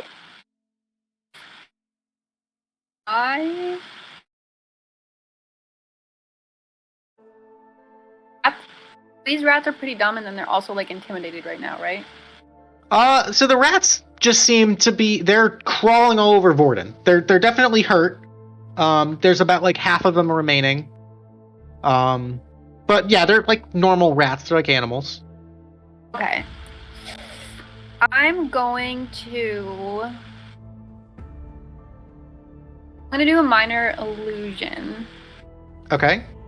And I'm gonna do the part where it says I can create an image no larger than a 5-foot cube. Okay. And can I make a 5-foot cat? Sure. Okay, so I'm gonna do a menacing looking cat. Looks Okay. like it's about to attack said rats. I love that. That's beautiful. Incredible. Alrighty. Let's see if I can get a picture of a cat. There we go. There's a kitty cat. Yeah. Looks pissed off. Okay. Smart move. Okay. All right. Anything else? That will do it, I think. Okay. Smart turn. That'll bring us to Ferdinand. I'm gonna keep trying to run at this kid, I guess. So 30. Okay. So 20 will actually get you right there. And I'll go for a grab. Okay. Go ahead and make an athletics check at advantage. He's going to try to evade that.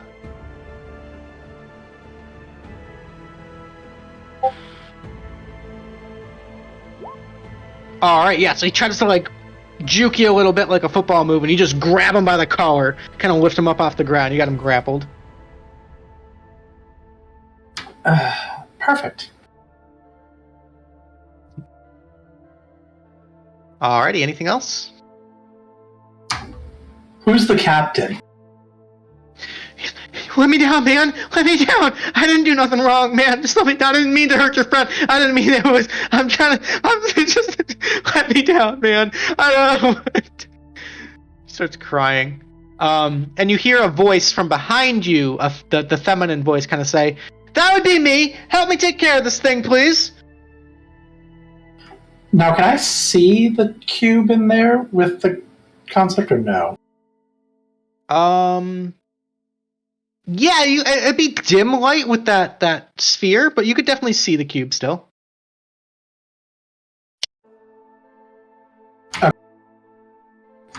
Mars and Klang, is that thing punchable? I do not punch it, so I would not know. Give it a try, right? Klang just kind of shrugs. He hasn't gotten close enough to put it in practice yet. Good enough for me. And I still have 10 feet of movement. Can I move a little closer? Sure. Do you want to bring the kid with you or no?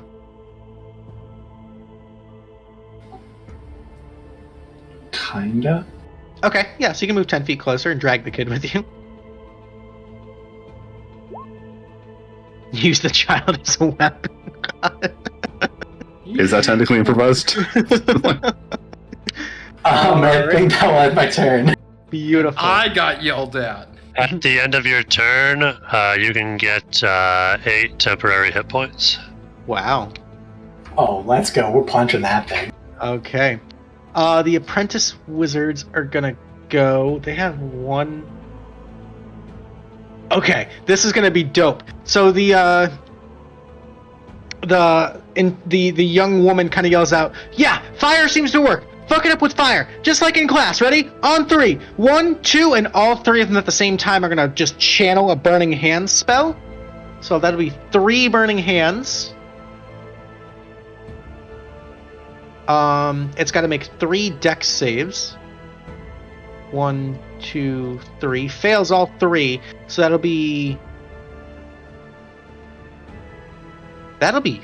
32 points of fire damage. And as the flames subside, there's just a puddle of slime there. They actually managed to kill this thing. Plot twist, we didn't finish the job. All right. That'll bring us to Klang. You feel this jolt of energy go through you.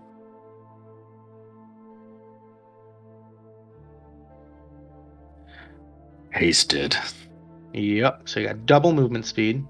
So Klang's got the zoomies. You definitely got the zoomies. Sick.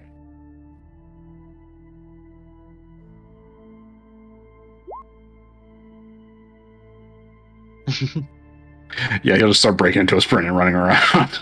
Okay. The fastest trash can you've ever seen. All right. They fighting something? Yeah, Vordon? there appears to be some rats that are just climbing all over Vordon, but they definitely seem scared by the cat. Actually, and as a matter of fact, you know what? I will say, just to kind of expedite things a little bit, as the cat was summoned, all the rats fuck off. They just immediately flee, kind of like running, like spread for the hills. That'll just get rid of the fucking rats. Yeah, get off me, you bastards! Rat And- bastards. With that, we are out of combat, and we're gonna go ahead and take our short rest here. guys, Yeah. we will pick back up a little bit with a little bit of role play and then figuring out what's going on down here. In the meantime, our players will heal up, take a short rest, and we'll be back in like 5-10 minutes or so. Stay tuned.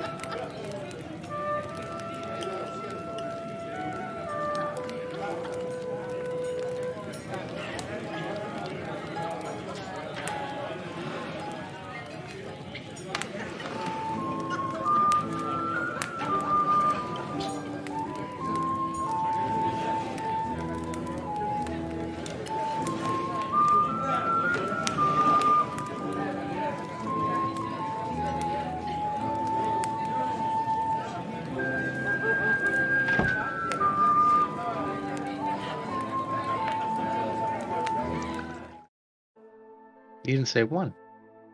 He You didn't never say says one. He never said No, one. I say one. Hi, guys. Welcome back. Thanks for hanging out during that short rest. Our players are healed up. We're ready to go. We're back into it. We're going to pick up right where we left off. Just a reminder that at the end of this, you always get to vote for your Twitch chat favorite vote for those extra bonus Tealeaf points. And then also just a reminder that next week D&D is going to be on Monday, not Thursday. Also, don't vote for yourself like I did for several weeks by accident. Okay. Alrighty, so as we pick up, the kids kind of reconvene in the middle of this ooze, all kind of looking a little bit battered, but you take a small bit to tend to some wounds. And the what's up? Question. What's up? Before the minute is up on my channel Divinity, how many people ended up getting in that thing? We'll say everybody. I'll give everybody the 8 hit points. Okay, so everybody gets 8 temporary. Even the kids. Even the kids. Even the kids. Okay. Are we sure? Yes. Alrighty, we'll give them all 8 temporary hit points. Cool. Alrighty, so as this happens, the young woman you can see high elven in nature, definitely still teenage, kind of takes a few minutes to make sure all the younger children, aging from like ages of like 7 or 8 up to maybe 14 or 15, she's very clearly the oldest, kind of steps forward and goes, hey, listen, I'm sorry we got off on the wrong foot here, but thank you so much for saving our asses from whatever the hell that thing was. What are you guys doing down here? Ma'am, we Saving need your you ass? to get the hell out of these sewers right now. That's what we're doing here. We're just trying to have a little fun. We're bored. We're on break. What's... I will go find your principal right now, and then once I find your principal, I'm gonna go to your parents after that. And My you parents will are not- dead, asshole. Well, so are mine, so don't call me an asshole, bitch. Listen, don't call me a bitch, fucker. Oh, fuck you! I love well-adjusted D&D characters. You need to get the hell out of here now. We can't. Why? Give me your excuse. I heard them all. We fucked up, and there's something bad down there, and we're gonna try to figure out how to fix it before we get in trouble. For a small fee, we could take care of that problem for you. Yeah, do you have money? We're fucking orphans. What kind of money do you think we have? You go to school? Yeah, on the Bully- state. You probably bully kids into giving your lunch money. I was bullied before. I've seen your kind. Asshole. I mean, your friend did shoot a fireball at our friend, so clearly you can bully people. Okay, yeah, you're not wrong. We're kind of badasses, but like, what would you do? Like random voices I didn't coming say down the badasses. sewers? I did. You're That's not the difference. badasses. Get the hell out of the sewers. Punk kids. Listen. Okay. We had our fun. We fucked. But listen, seriously. There's like a big. I don't even know what you call it. One of our friends is kind of a fucking weirdo and just kind of gifted. And okay, so in class, like we were like experimenting on these frogs and like dissecting them and learning about anatomy so that you can know like. Yeah, and fuck you. That broke me. You got me. Okay, back. Listen, so we were like experimenting on these frogs, and I don't know, he's kind of a weirdo, so he like snuck one out and he brought it down here and he cast some sort of ritual on it, and this giant fucking frog thing started eating everything and like ran off into the shadows, and now we don't know where it went and we're scared. Wouldn't that be better for you than to leave if you're scared of the darkness? Well, yes, but like, what if it like gets out and starts killing people? Oh, well, Say it's not yours. Exactly. They're gonna know it's us. They're gonna know. Well, maybe This- you weren't stupid and playing in the sewers like you weren't supposed to. Listen, You wouldn't have listen. this problem. Okay, yeah, we fucked up. We're stupid. It's all my fault. Whatever. Yeah. Okay. I think What are we gonna do about this? Parts of growing up is accepting the consequences of your actions. If Listen, it gets we out, almost- then maybe It was You meant know? to be. You gonna help us or not, man? Because if you're not gonna help us, then I have to go find this thing and kill it myself. you're not going to go anywhere. That's stupid. You go up to the surface area. All right. Yeah. Okay. Oh, Klang, by the way, this one, as I mentioned to the one I'm near, was the one that fired a fireball at you. Hey, let me go, man. Not cool. Klang's eyes do the cat thing with the light when it's the people shrinking. Kind of looks. It's like maybe a 14-year-old kid. He's got shaggy hair, human. Or no, that was the half elf one. Kinda. Sorry. I kind of want to punch him in the gut. Actions have consequences. You hit a child? The hell's wrong Who they with are- you? Whoa. It's He fired first of all. That was a fireball. Listen, I'm just kind of knocking the wind out. Our job is relax. to get the kids out of here, Like not a in non- body like a- bags. Like a We're non-lethal teaching, we're teaching life lessons. just kinda- Actions have consequences. punch. He starts coughing. Go. Oh, okay. Yeah, that's fair. That's fair. Oh. Yeah, who are they going to tell? Their parents? Ah! Got him. Okay. Yep. Fair. That's deserved. Okay. I'm gonna just sit down over here now and. No, you don't sit down. You go up to the surface. Get out of Okay. the sewers. It's gross down here. Yeah. You're Listen, gonna start and- smelling like sewer scuba Steve or whatever his name was. How much The- is beer? What's up? How much is alcohol from the tavern? Oh, it's copper pieces. I'll give him 3 copper. Go buy yourself a beer. Man up. No, you can't buy children beer. What the hell is What wrong the with I'm you? not buying thanks, him mister. beer. They grab the money and just come on, let's get out of here. And they start the younger ones start running back towards the ladder. The older one stays behind and just goes, "Listen, I appreciate it. I'll make sure everyone gets back to the Arcanium safe. Can you just do me a favor? Could you not tell anybody what happened down here? I don't know. I don't want to get kicked out of the school and end up Orphans. Well, yeah, but as long as we're in the Arcanium, we have a Listen, roof kid, I'll make you a deal. And I'm very good when it comes to deals. My name's Vordon, by the way. Hi, If Vord. you promise to never come down here ever again, I will personally go to your school and make sure that you don't get in trouble. Well, I'd prefer if you just didn't go to the school at all. No, I'll say that you did the right thing and prevented your friends from coming down here. I'll make Oh, you look like yeah, hell I'll yeah. make you look like a hero. I'll talk you up real nice. Deal. All right, now get the hell out of here. Great. Good luck against the giant frog thing. See ya. And she just kind of awkwardly scoots out behind the kids and fucks off. Screw Ah. master. Frickin' brats.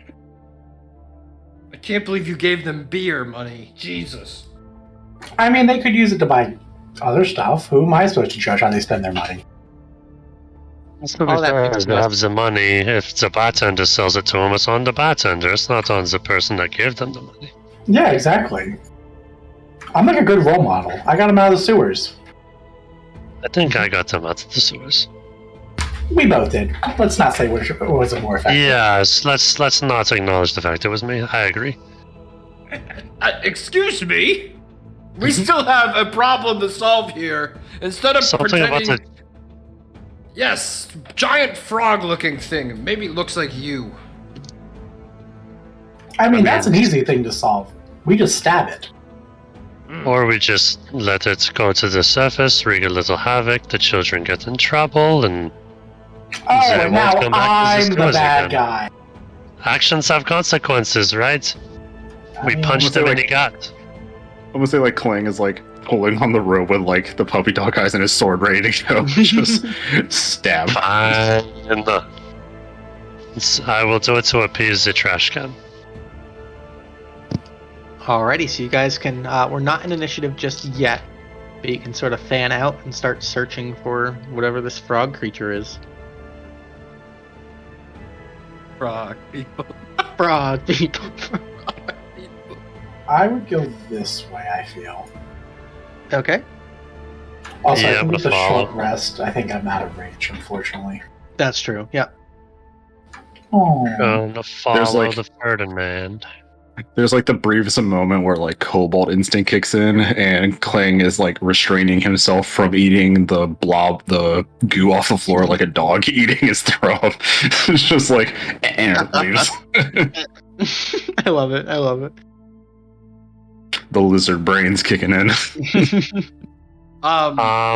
Luke, can I do a quick bonus action eye for detail? Absolutely. Make me an investigation check. At You advantage. Got it. 15. As you move, I'm gonna move your token for you, Vordon. Yep. As you're kind of searching and walking around, you get to this like central room here, and you see this like there's like something kind of like a sheeny,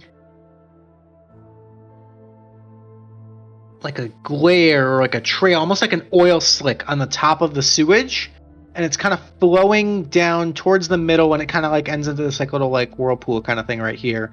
But it seems to be flowing down from this direction, and it just seems like you haven't seen that anywhere else in these sewers just yet, and you're not sure.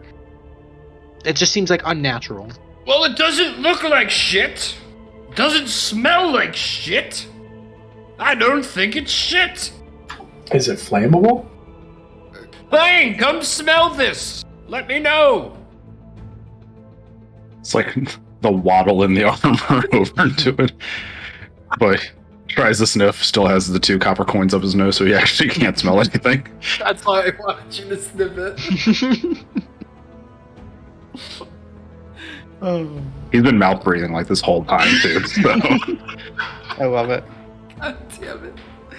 Alright, that's all I can really think of right now. Alrighty, anybody else doing anything specific? I would Uh, flick my cigar, I guess, into it, see what happens. Okay.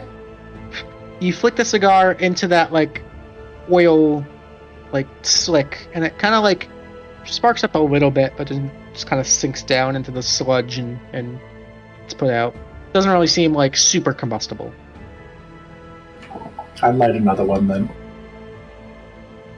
Easy enough. I'm gonna check his light and light my own cigarette. There you just pocket the lighter. And I'm gonna go within 10 feet of these two and use the eyes of the night and share that dark vision with them. Oh, you can do that? Oh, Up to let's an go! hour. Willing creatures within 10 feet up to my wisdom modifier. Okay, so their dark vision is now 300 feet? Yep. That's so fucking cool. I'd like to think like all of a sudden I was like squinting, all of a sudden just like everything's like cooler, so clear, like what the? It's like putting on glasses for the first time. Suddenly, It's a really good cigarette, yes? When the smoke hits different. Smoking is terrible for you people. You're going to get rock lung thing disease or whatever it's called. This is My a very question, convincing someone- argument. Snatch their cigarette from them. Oh, you could move up close if you'd like. God. Yeah, I'm gonna snatch someone's cigarette. All right, which one do you want to snatch? Mars or Ferdinand? Doesn't matter, honestly. Take your pick. Take your pick. I can't see What? the names, to be honest. Mars or... Ooh, Or Ferdinand? I'll Yeah. steal Ferdinand's. All right, so you just reach up and try to snatch the cigar out of cigar or cigarette? Whoever has the Cigar. cigarette. Cigar. You snatch the cigar out of Ferdinand's hand. I just look at him and smoke it. You just take a puff right in front of him. Yeah. Then I hand it back. Wise. Do you Thank want cigarettes of your own? I mean, I got a whole pack of them. No. Okay, be a rude bitch, that's fine. As all this is happening, Vordon, make me a perception check. Alright. Sorry. Jesus. It's all good. Sir, could you do the thing that made the flame bigger, though? That'd be real appreciated. I can do that. All right, with a little flare of magic. It's a little spark. Thank you. Vordon, as you're hearing this conversation and like thinking about how stupid the smoking thing is, you see almost like jaws, like there's just like a ripple of water, like a bulge in the water that's like coming towards you, and it's coming towards you fast. Huh? So you guys all have 1 round to prepare.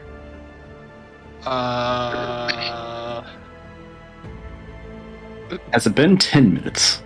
Cunning, since I got cunning, off? cunning action, and I want to hide. Okay, make a stealth check. Go to hell. All right, you just duck down. You are hidden. Where's the rippling effect again? I'm sorry. It's coming like down this canal in this direction. I would see if it pops out of the water and Okay. go from there. Okay, so you're gonna wait for that. All right, Mars, anything? I'm gonna hold in case something pops out of the water. Yep. Bless. Okay, holding bless. All right, Klang, any held action? It has been more than 10 minutes for the minute meteors. Yes, by the way. Boo. Okay. Yeah, I got nothing. Okay. So I'll just ready an And- action. Or, Okay. yeah, an attack. Okay, and Serpentine, anything? I'll hide too. Okay, make a stealth check.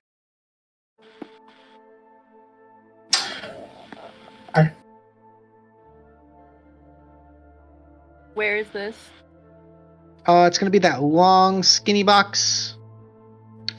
Okay, got it.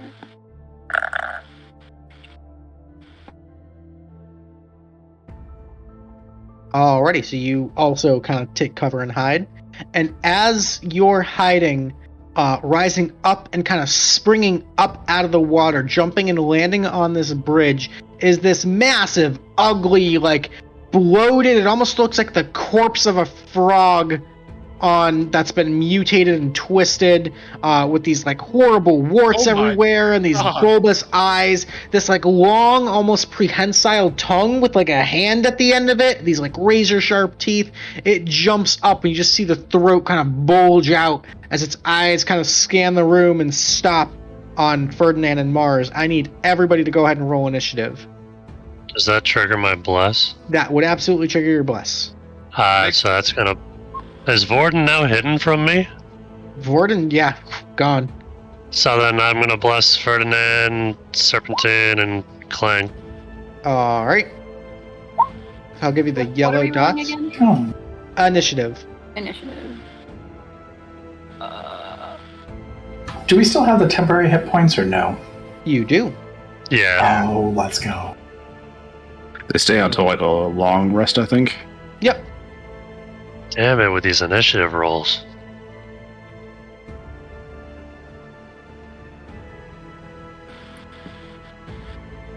What does Bless do for us again? So you can You add a D4 to an attack or saving throw. Got it. All right, beautiful. Everyone's in initiative, so we're gonna start off with Mars. I guess I'll Sacred Flame the frog. Okay, it's gonna make a dexterity saving throw. Mhm. That's a natural 20. Excellent. Love to hear it. And seeing this nimble, large, warty frog, That's I'm quicker than gonna you think. Yeah. gonna back the fuck up, Okay. and I'm gonna Alrighty. end my turn. Beautiful. That'll bring us to Klang. Oh, it gets really hot. Frog. I'm no longer hasted either, right? Yeah, you're no longer hasted. It's been an hour.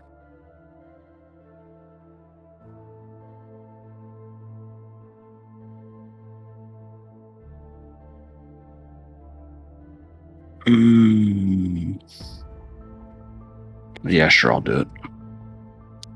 So I will use my action to clear another 20 feet, which will put me, or 20 feet to go right there, and then boom. So to get across here, you would have to try to jump across a 10-foot gap, which is possible, but it's going to require a roll. Or you could try to move to use a bridge, because there's that sewage here. Acrobatics. So I have acrobatics, so we can see. So the jump's actually going to be an athletics check. I got a modifier for that too. All right. Go ahead and roll athletics. Klang goes to jump, but the plate is just. Yeah. So what'll happen is you jump, you splash, kind of like bang your knee, and like pull yourself up. But I need you to make me a Constitution saving throw as you land right there and get a little dipperoonie. Okay, so you're fine. So it's like mostly your lower torso that got dunked in the sewage, but your movement is going to end right there, as you kind of have to use the rest of it to get yourself back up. You're not fully submerged. All right, well, that will be it. All right. The creature is going to go. It's going to swim. So you're hidden. Let me give you a ninja there. It's going to jump into the water and dive under, and almost instantaneously it reappears out of the water right here, as it'll use its teleport. And it's going to use a... Let's see. It's going to use a bite attack against Mars. Mars, that is a... Let's see. That's a 26 to hit. I think that just barely hits, yeah. That's going to be... Oh, boy. That's going to be 21 points of piercing damage. Oh, thank the temporary hit points. And you are grappled and restrained as the giant tongue with the hand at the end just grabs you by the throat and pulls you in. Oh, boy. Refresh my memory there, good sir. I believe bless is concentration. It is indeed. So you are yeah, no. No, 21 halved is still 10, so you still save. Yep, yeah. So bless is still up. Good. Yep. Feeling good. Alrighty. Not even close. Okie dokie, that's going to bring us to Vordon. Vordon, you are sneaky. I'm a sneaky boy. Alright, I'm gonna pop up and do Vordon stuff. Okay.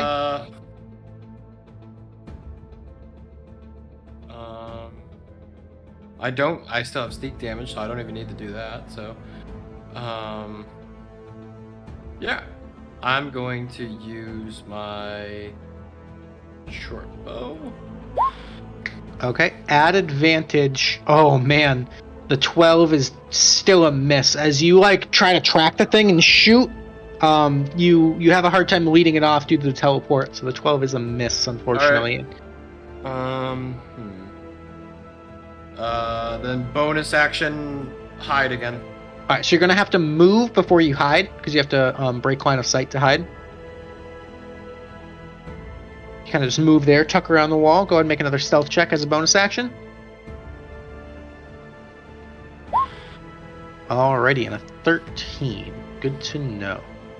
Okay, so that'll be it for Vordon. That'll bring us to Serpentine. Alright. So you see this giant frog thing. It's got your friend by the frickin' throat. It's like munching on his face. Alright, I'm gonna cast... Still smoking. I'm gonna cast a minor illusion. Okay. Can I stay where I am to do that? Yeah, you can stay right there. Alright, so I'm gonna make a big juicy fly right past the face of this frog. Okay. Let's see if I can find a fly. I don't know if I have a fly.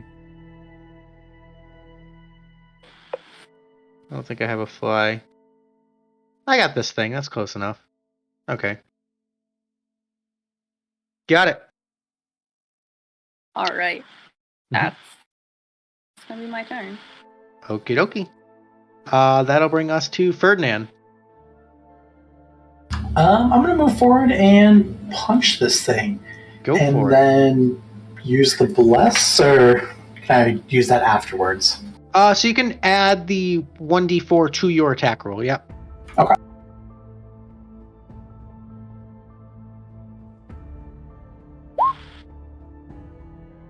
All right, so the 22 plus will definitely hit there. That's going to be 5 points of bludgeoning damage on him. Nice solid whap there. And against my better judgment, I'm going to try and grapple. Okay, go ahead and make an athletics check. All right. You try to grab this thing. It is surprisingly strong. The strength of this creature as it rears back shocks you. It's a beast. You kind of underestimated it by its physique. It's surprisingly strong. Okay, now on my turn. Alrighty, that'll bring us to the top of the initiative is Mars. Mars, you're still grappled and restrained by this thing. Refresh my memory of being restrained. So being restrained means your movement is 0. You have disadvantage on dexterity saving throws, and attack rolls are at disadvantage. And attack rolls against you are at advantage. So I can cast a cantrip. You can absolutely cast a cantrip. Sacred Flame. Okay, he's going to make a dexterity saving throw. And fail with an 11. Pew. He will take 1 single point of radiant damage. I flick my lighter at him. Yeah.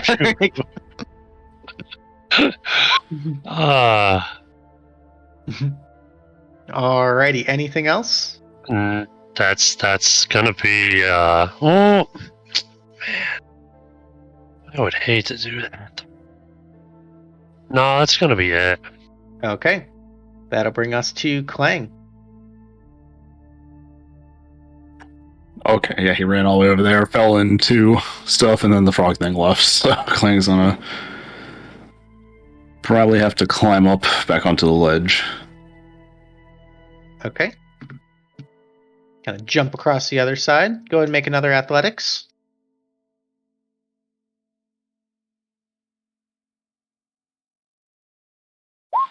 Yeah, much more carefully this time. Kind of steady and jump. You make it no problem.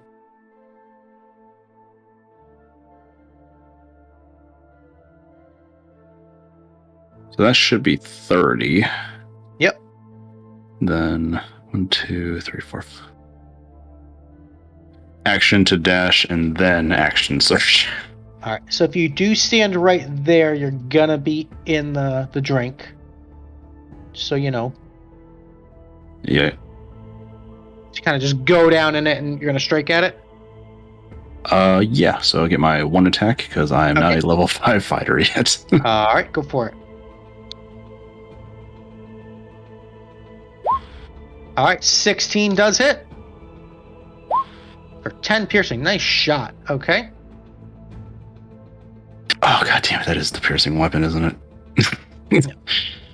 Oh, that sucks. Alright, bonus actions. Do I have any?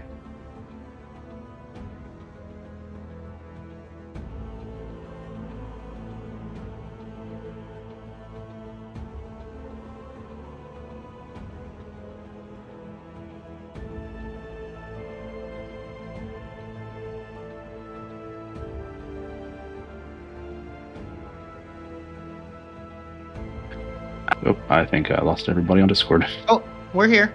We're back. You there? Oh, it's like everybody was Oh. like trying to shoot it on my screen. Yeah, I ran attack. That's it. Nothing else. Okie dokie. That'll bring us to its turn. Serpentine, what's your spell save DC? So if you look on your spell tab, it'll be in the top right corner. It should be maybe a 12 or a 13, I think. Okay. So it's going to see the fly appear out of the corner of its eye, and you see like one eye kind of turn and look. It's gonna let go of Mars with the tongue, and it's gonna lash out and kind of and grab onto the fly, and it goes through the illusion because it's not really there. So the fly dissipates, and it just kind of turns and looks furious. But that is its whole turn. Fucking right. That'll bring us to... Actually, it's kind of in a bad spot here. We're gonna... Nope, because we used our action. No, we're stuck here. Okay. That'll bring us to Vordon, who's a sneaky boy. Vordon, sneaky boy. Vordon's gonna peek back around the corner. He's gonna look at the big ugly bastard again. All right. And then short bow again. All right. Pew pew. Pew pew. Oh my god. 12 is a miss. Again. And then he's gonna go back and hide again. Okay, go ahead and make a stealth. Oh my god. Ooh, okay. And, that's there. Alrighty, that'll bring us to Serpentine. You're up. Alright, I'm gonna cast a Chaos Bolt. Oh, hell yeah, there we go. What do I click on that? Yeah, you gotta click on that one.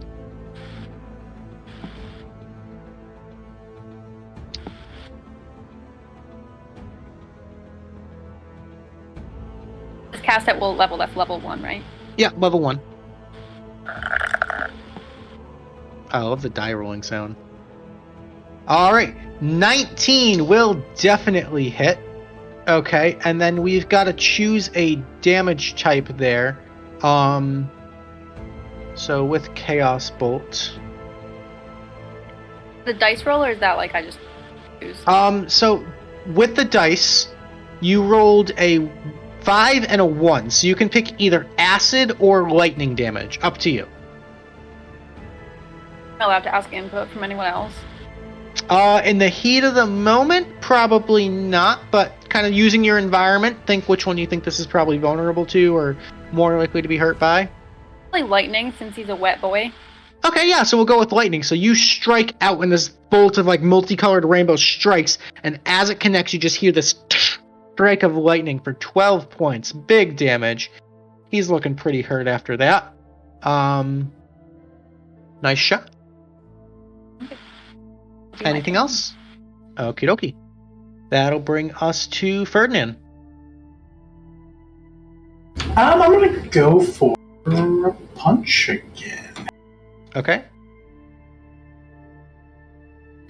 I'm gonna use the bless. Yep. Yep, you'll be able to use the bless. 22 will definitely get in for 4 points there. A nice little blow there. I'm gonna try again to grapple. Okay. Let's go ahead and make an athletics check. Oh yeah, you try to grab it, and it's not only just like the physical girth of this thing, but it's also kind of like slick and slippery and rubbery, and it's just hard to get a good purchase on the thing. So between just the brute force and like the texture of it, it's tough. He's a slimy boy. Unlucky. That'll end my turn. Alrighty. That'll bring us top of the initiative is Mars. Disengage. Okay. And I'm going up there. Okay. And that's gonna end my turn. Okay, that'll bring us to Klang. Okay, so Klang, he's at going the to start of your turn, because you're starting your turn in the liquid, make me a Constitution saving throw. All right, you're just barely like keeping your head above water here. You can use the bless too for that. Yeah. Is that a small joke? You are unaffected by the disease, so go ahead and take your turn. All right, he's going to, I guess, interaction. He's going to kind of toss the moon sword, or the meteor sword, onto the little ledge near Ferdinand, and draw out the normal longsword for the Okay. slashy slash.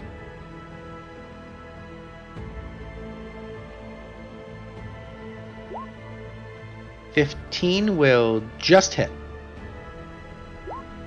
For 11 slashing damage. Very nice.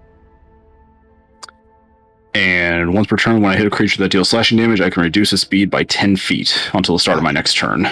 So, Okay, good to know. the slasher feature. Gotcha. Cool. And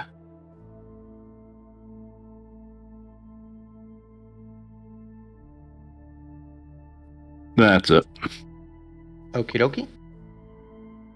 He's going to take his turn. He's going to try to bite you, Klang. That's a 22 to hit. Yeah, it's like this plate armor didn't do anything. I know, right? I'm rolling like fire tonight. Okay, that's going to be 21 points of piercing damage, and you are grappled and restrained. How many points? 21. He hurts. Then he's going to bonus action teleport with you. He's going to take you 20 feet away. We're going to go 20 feet down this hallway here. Crazy frog. Crazy frog. All right, we're going to end up right there. He kind of just drags you away into the shadows. God damn it. Just like Clank's just like letting out like a screech as he's dragged away. Wilhelm scream. Yeah, just, guys, just a Wilhelm. Viewer's choice is live. Get those votes in. Just don't vote for yourself. That's all we ask. That'll bring us to Vordon. Vordon's gonna peek around the corner. Where did the big bastard go?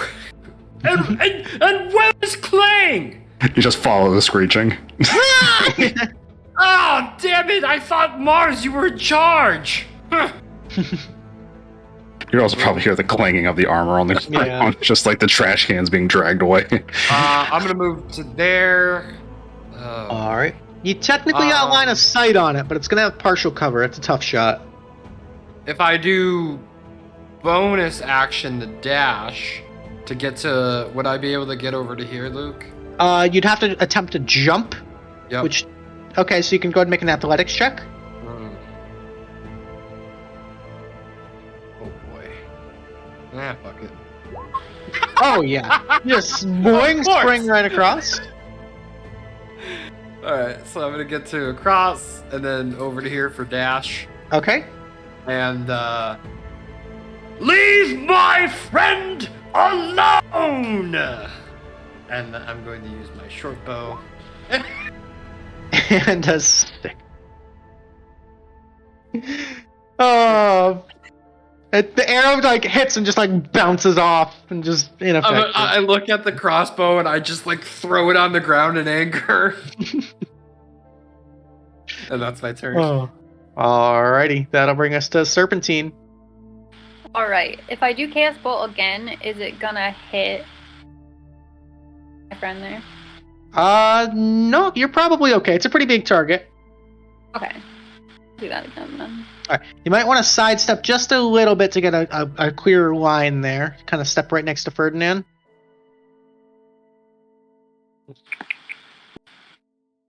Finally. Here. Not right there. I'd want to go like right there, maybe. And you Can't believe I'm gonna die to a succubus and a frog. It's like That's the spirit. You'll be fine. Alrighty, go ahead and let that Chaos Bolt fly. 24 will hit. There we go. Big damage. So then with a 4 or a 5 with Chaos Bolt, you can pick either force damage or lightning damage. Lightning damage worked just fine last time. Yeah, I'll do that again. Alright, so 15 points of lightning damage. Big damage there. Alrighty, nice shot. Anything else? Thank you. I can't like cast anything else or anything like that really because I did my action. Right? Yeah, because that's your action. Usually it's one action. Yeah. Okay. I'm choosing them. Alrighty, nice turn. That'll bring us to Ferdinand. Is there a way to use my rope to is there like a pipe above me or something I can rope the rope around to cross easier or no? Make a quick perception check. Bear with me, perception.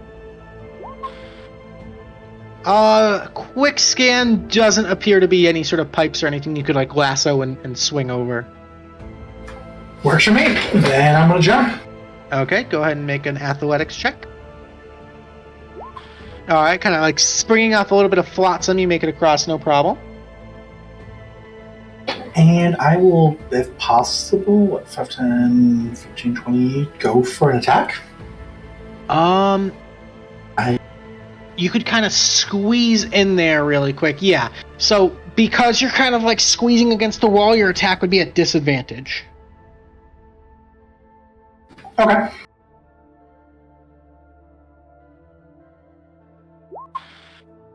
Oh man.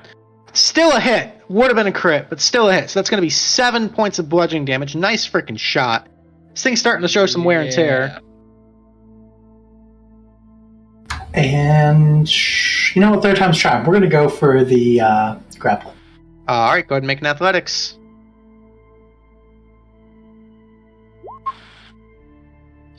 I rolled a 19. You're getting a feel for it, but you're getting closer to succeeding. But this thing is just it's actually got proficiency in athletics as well, so it's a tough one to pin down. Giving it the college try. That one, my turn. Alrighty, top of the round will be Mars. I'm gonna run back up to here. Okay. How's the frog looking? It's starting to show wear and tear. It's definitely hurting.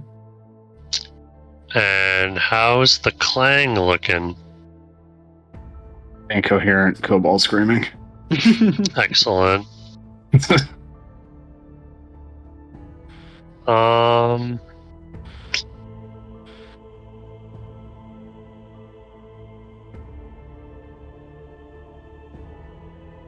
Yeah, let's do it. I'm gonna cast a healing word on Klang. Okay.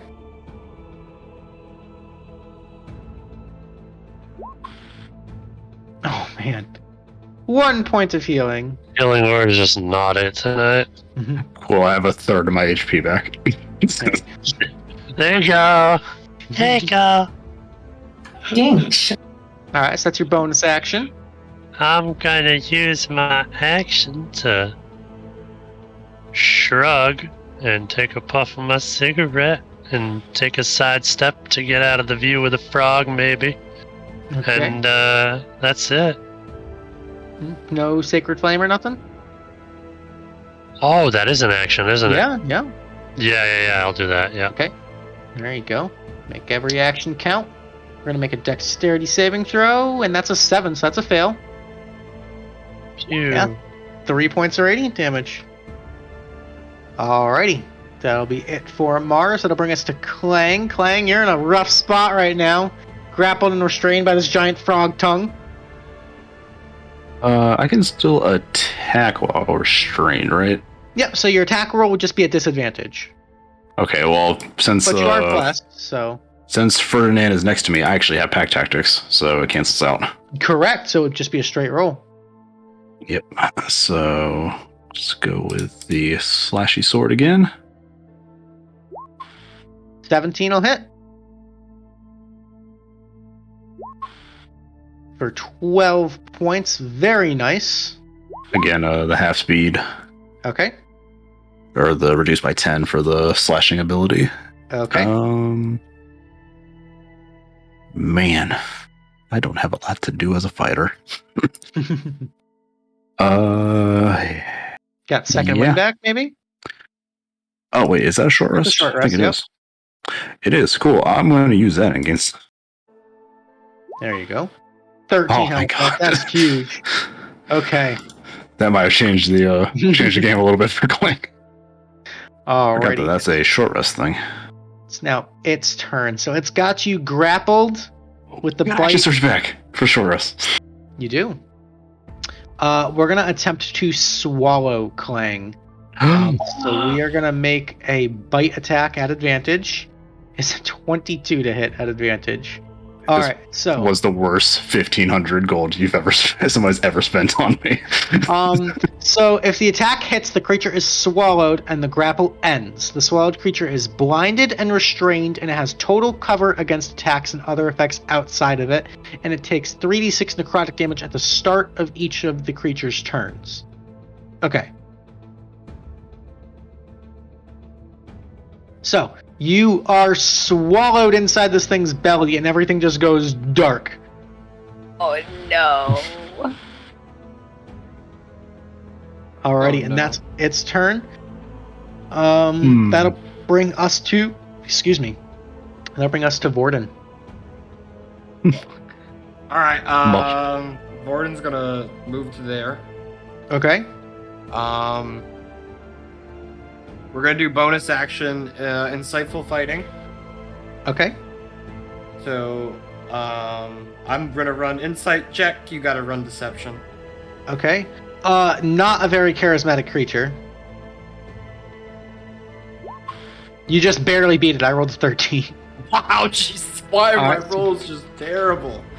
All right, and then we're gonna do. We're gonna use dagger of venom. Okay. 24 will hit. Oh, we needed that. Alrighty, so 7 piercing plus the 5 points of sneak attack for a total of 12. Vordon, how do you want to do this? Vordon's gonna flip the dagger on top of his fingers, and he's gonna spin it around a few times, and then he's gonna throw it up again, and he's gonna catch it, and he's just gonna pull the frog's tongue out and just start stabbing the frog's tongue Oh, and ripping the jaw open so he can grab his friend Klang and get him. alright. And with that, kind of just falling over in the force of the brunt impact, you're kind of propelled out of the thing's gut, Klang, covered in just this nasty ichor and slime and goop. And you smell like shit. It's, not pretty, but you're alive. Just lay on the ground like in full plate, just Yeah. covered. So it's just. Alrighty. With that, you guys have cleared the threat. You do a cursory search of the sewers and find that there are no more weird frog things. Make your way back to the tavern where Amnesty and Sewer Steve are waiting for you, commenting on your stench, but proud of you nonetheless for saving the children and clearing the threat.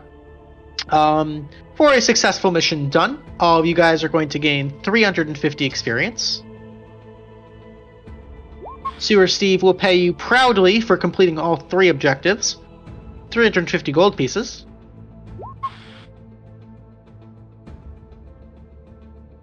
You are all going to gain 1 Tealeaf point, so make sure you mark that on your character sheet.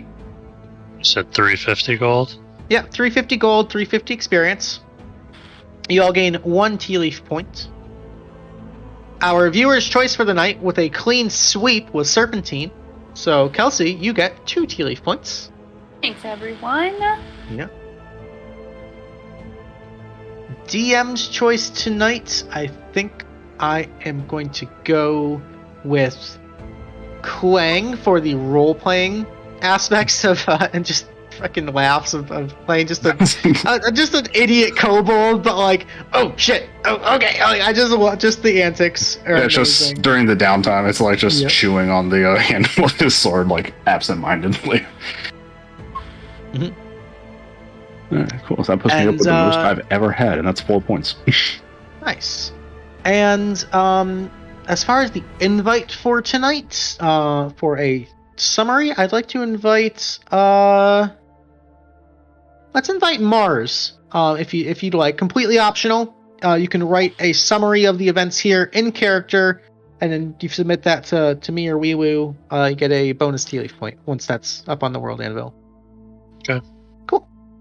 And then we get to go for our magic items for the night. some loots. We've got 2 items. We've got a robe and a wand. Which one would we like to look at first? Rope. Okay.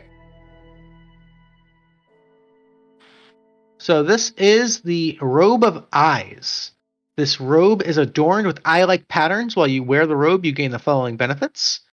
You can see in all directions, and you have advantage on perception checks that rely on sight. You have dark vision up to 120 feet. You can see invisible creatures and objects as well as into the ethereal plane out to a range of 120 feet. The eyes on the robe can't be closed or averted. Although you can close or avert your own eyes, you are never considered to be doing so while wearing the robe. And a light spell cast on the robe or daylight cast within 5 feet of it causes you to be blinded for 1 minute. So you do have some light sensitivity there. There's one little drawback to it.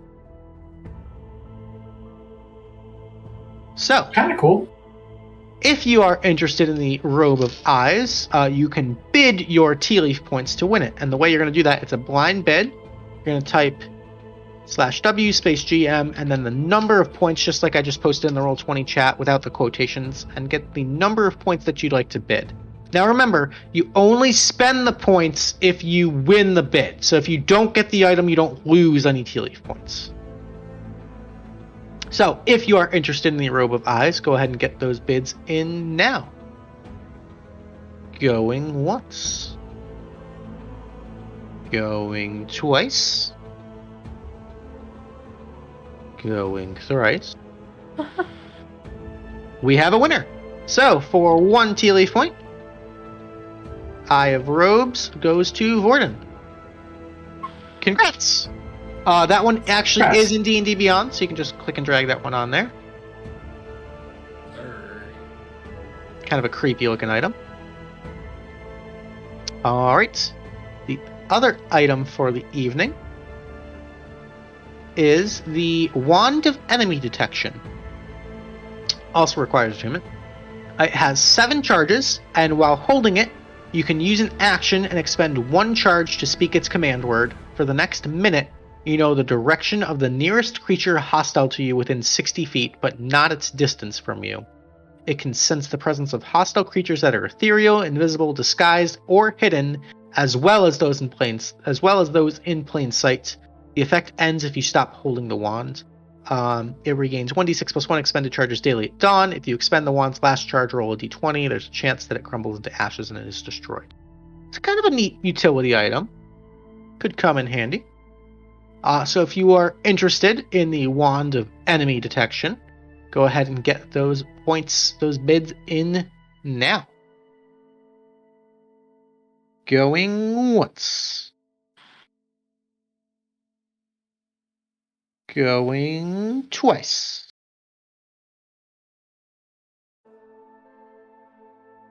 Alrighty, so the Wand of Enemy Detection is going to roll over. Let me update that right now. And so players next week will be able to bid on that item if they so want it. And with that, ladies and gentlemen, we have concluded tonight's episode of the Tealeaf Adventuring Company. Thank you so much for playing. Thank you all for being here. Hope you had fun. It's crazy, chaotic, goofy. Just what I wanted. Always fun. Guys, we're going to raid out to Mama K. Tell her Dungeon Daddy said sup with a little winky face. Kelsey, thank you so much for joining us. Hope you liked it. Hope you stick around. Pleasure to have you. We will catch you Monday with more D&D, guys. We're going to switch it up a little bit, a couple weeks in April. So Monday, we're going to have our next mission. I'll try to get all that stuff updated on Discord for you, so we have that all good to go. I love you. Have a good weekend. Reach out to a friend you haven't talked to in a little bit this weekend. Do something nice for yourself. Take care of yourself, and catch you later. Toodles. Later, everybody.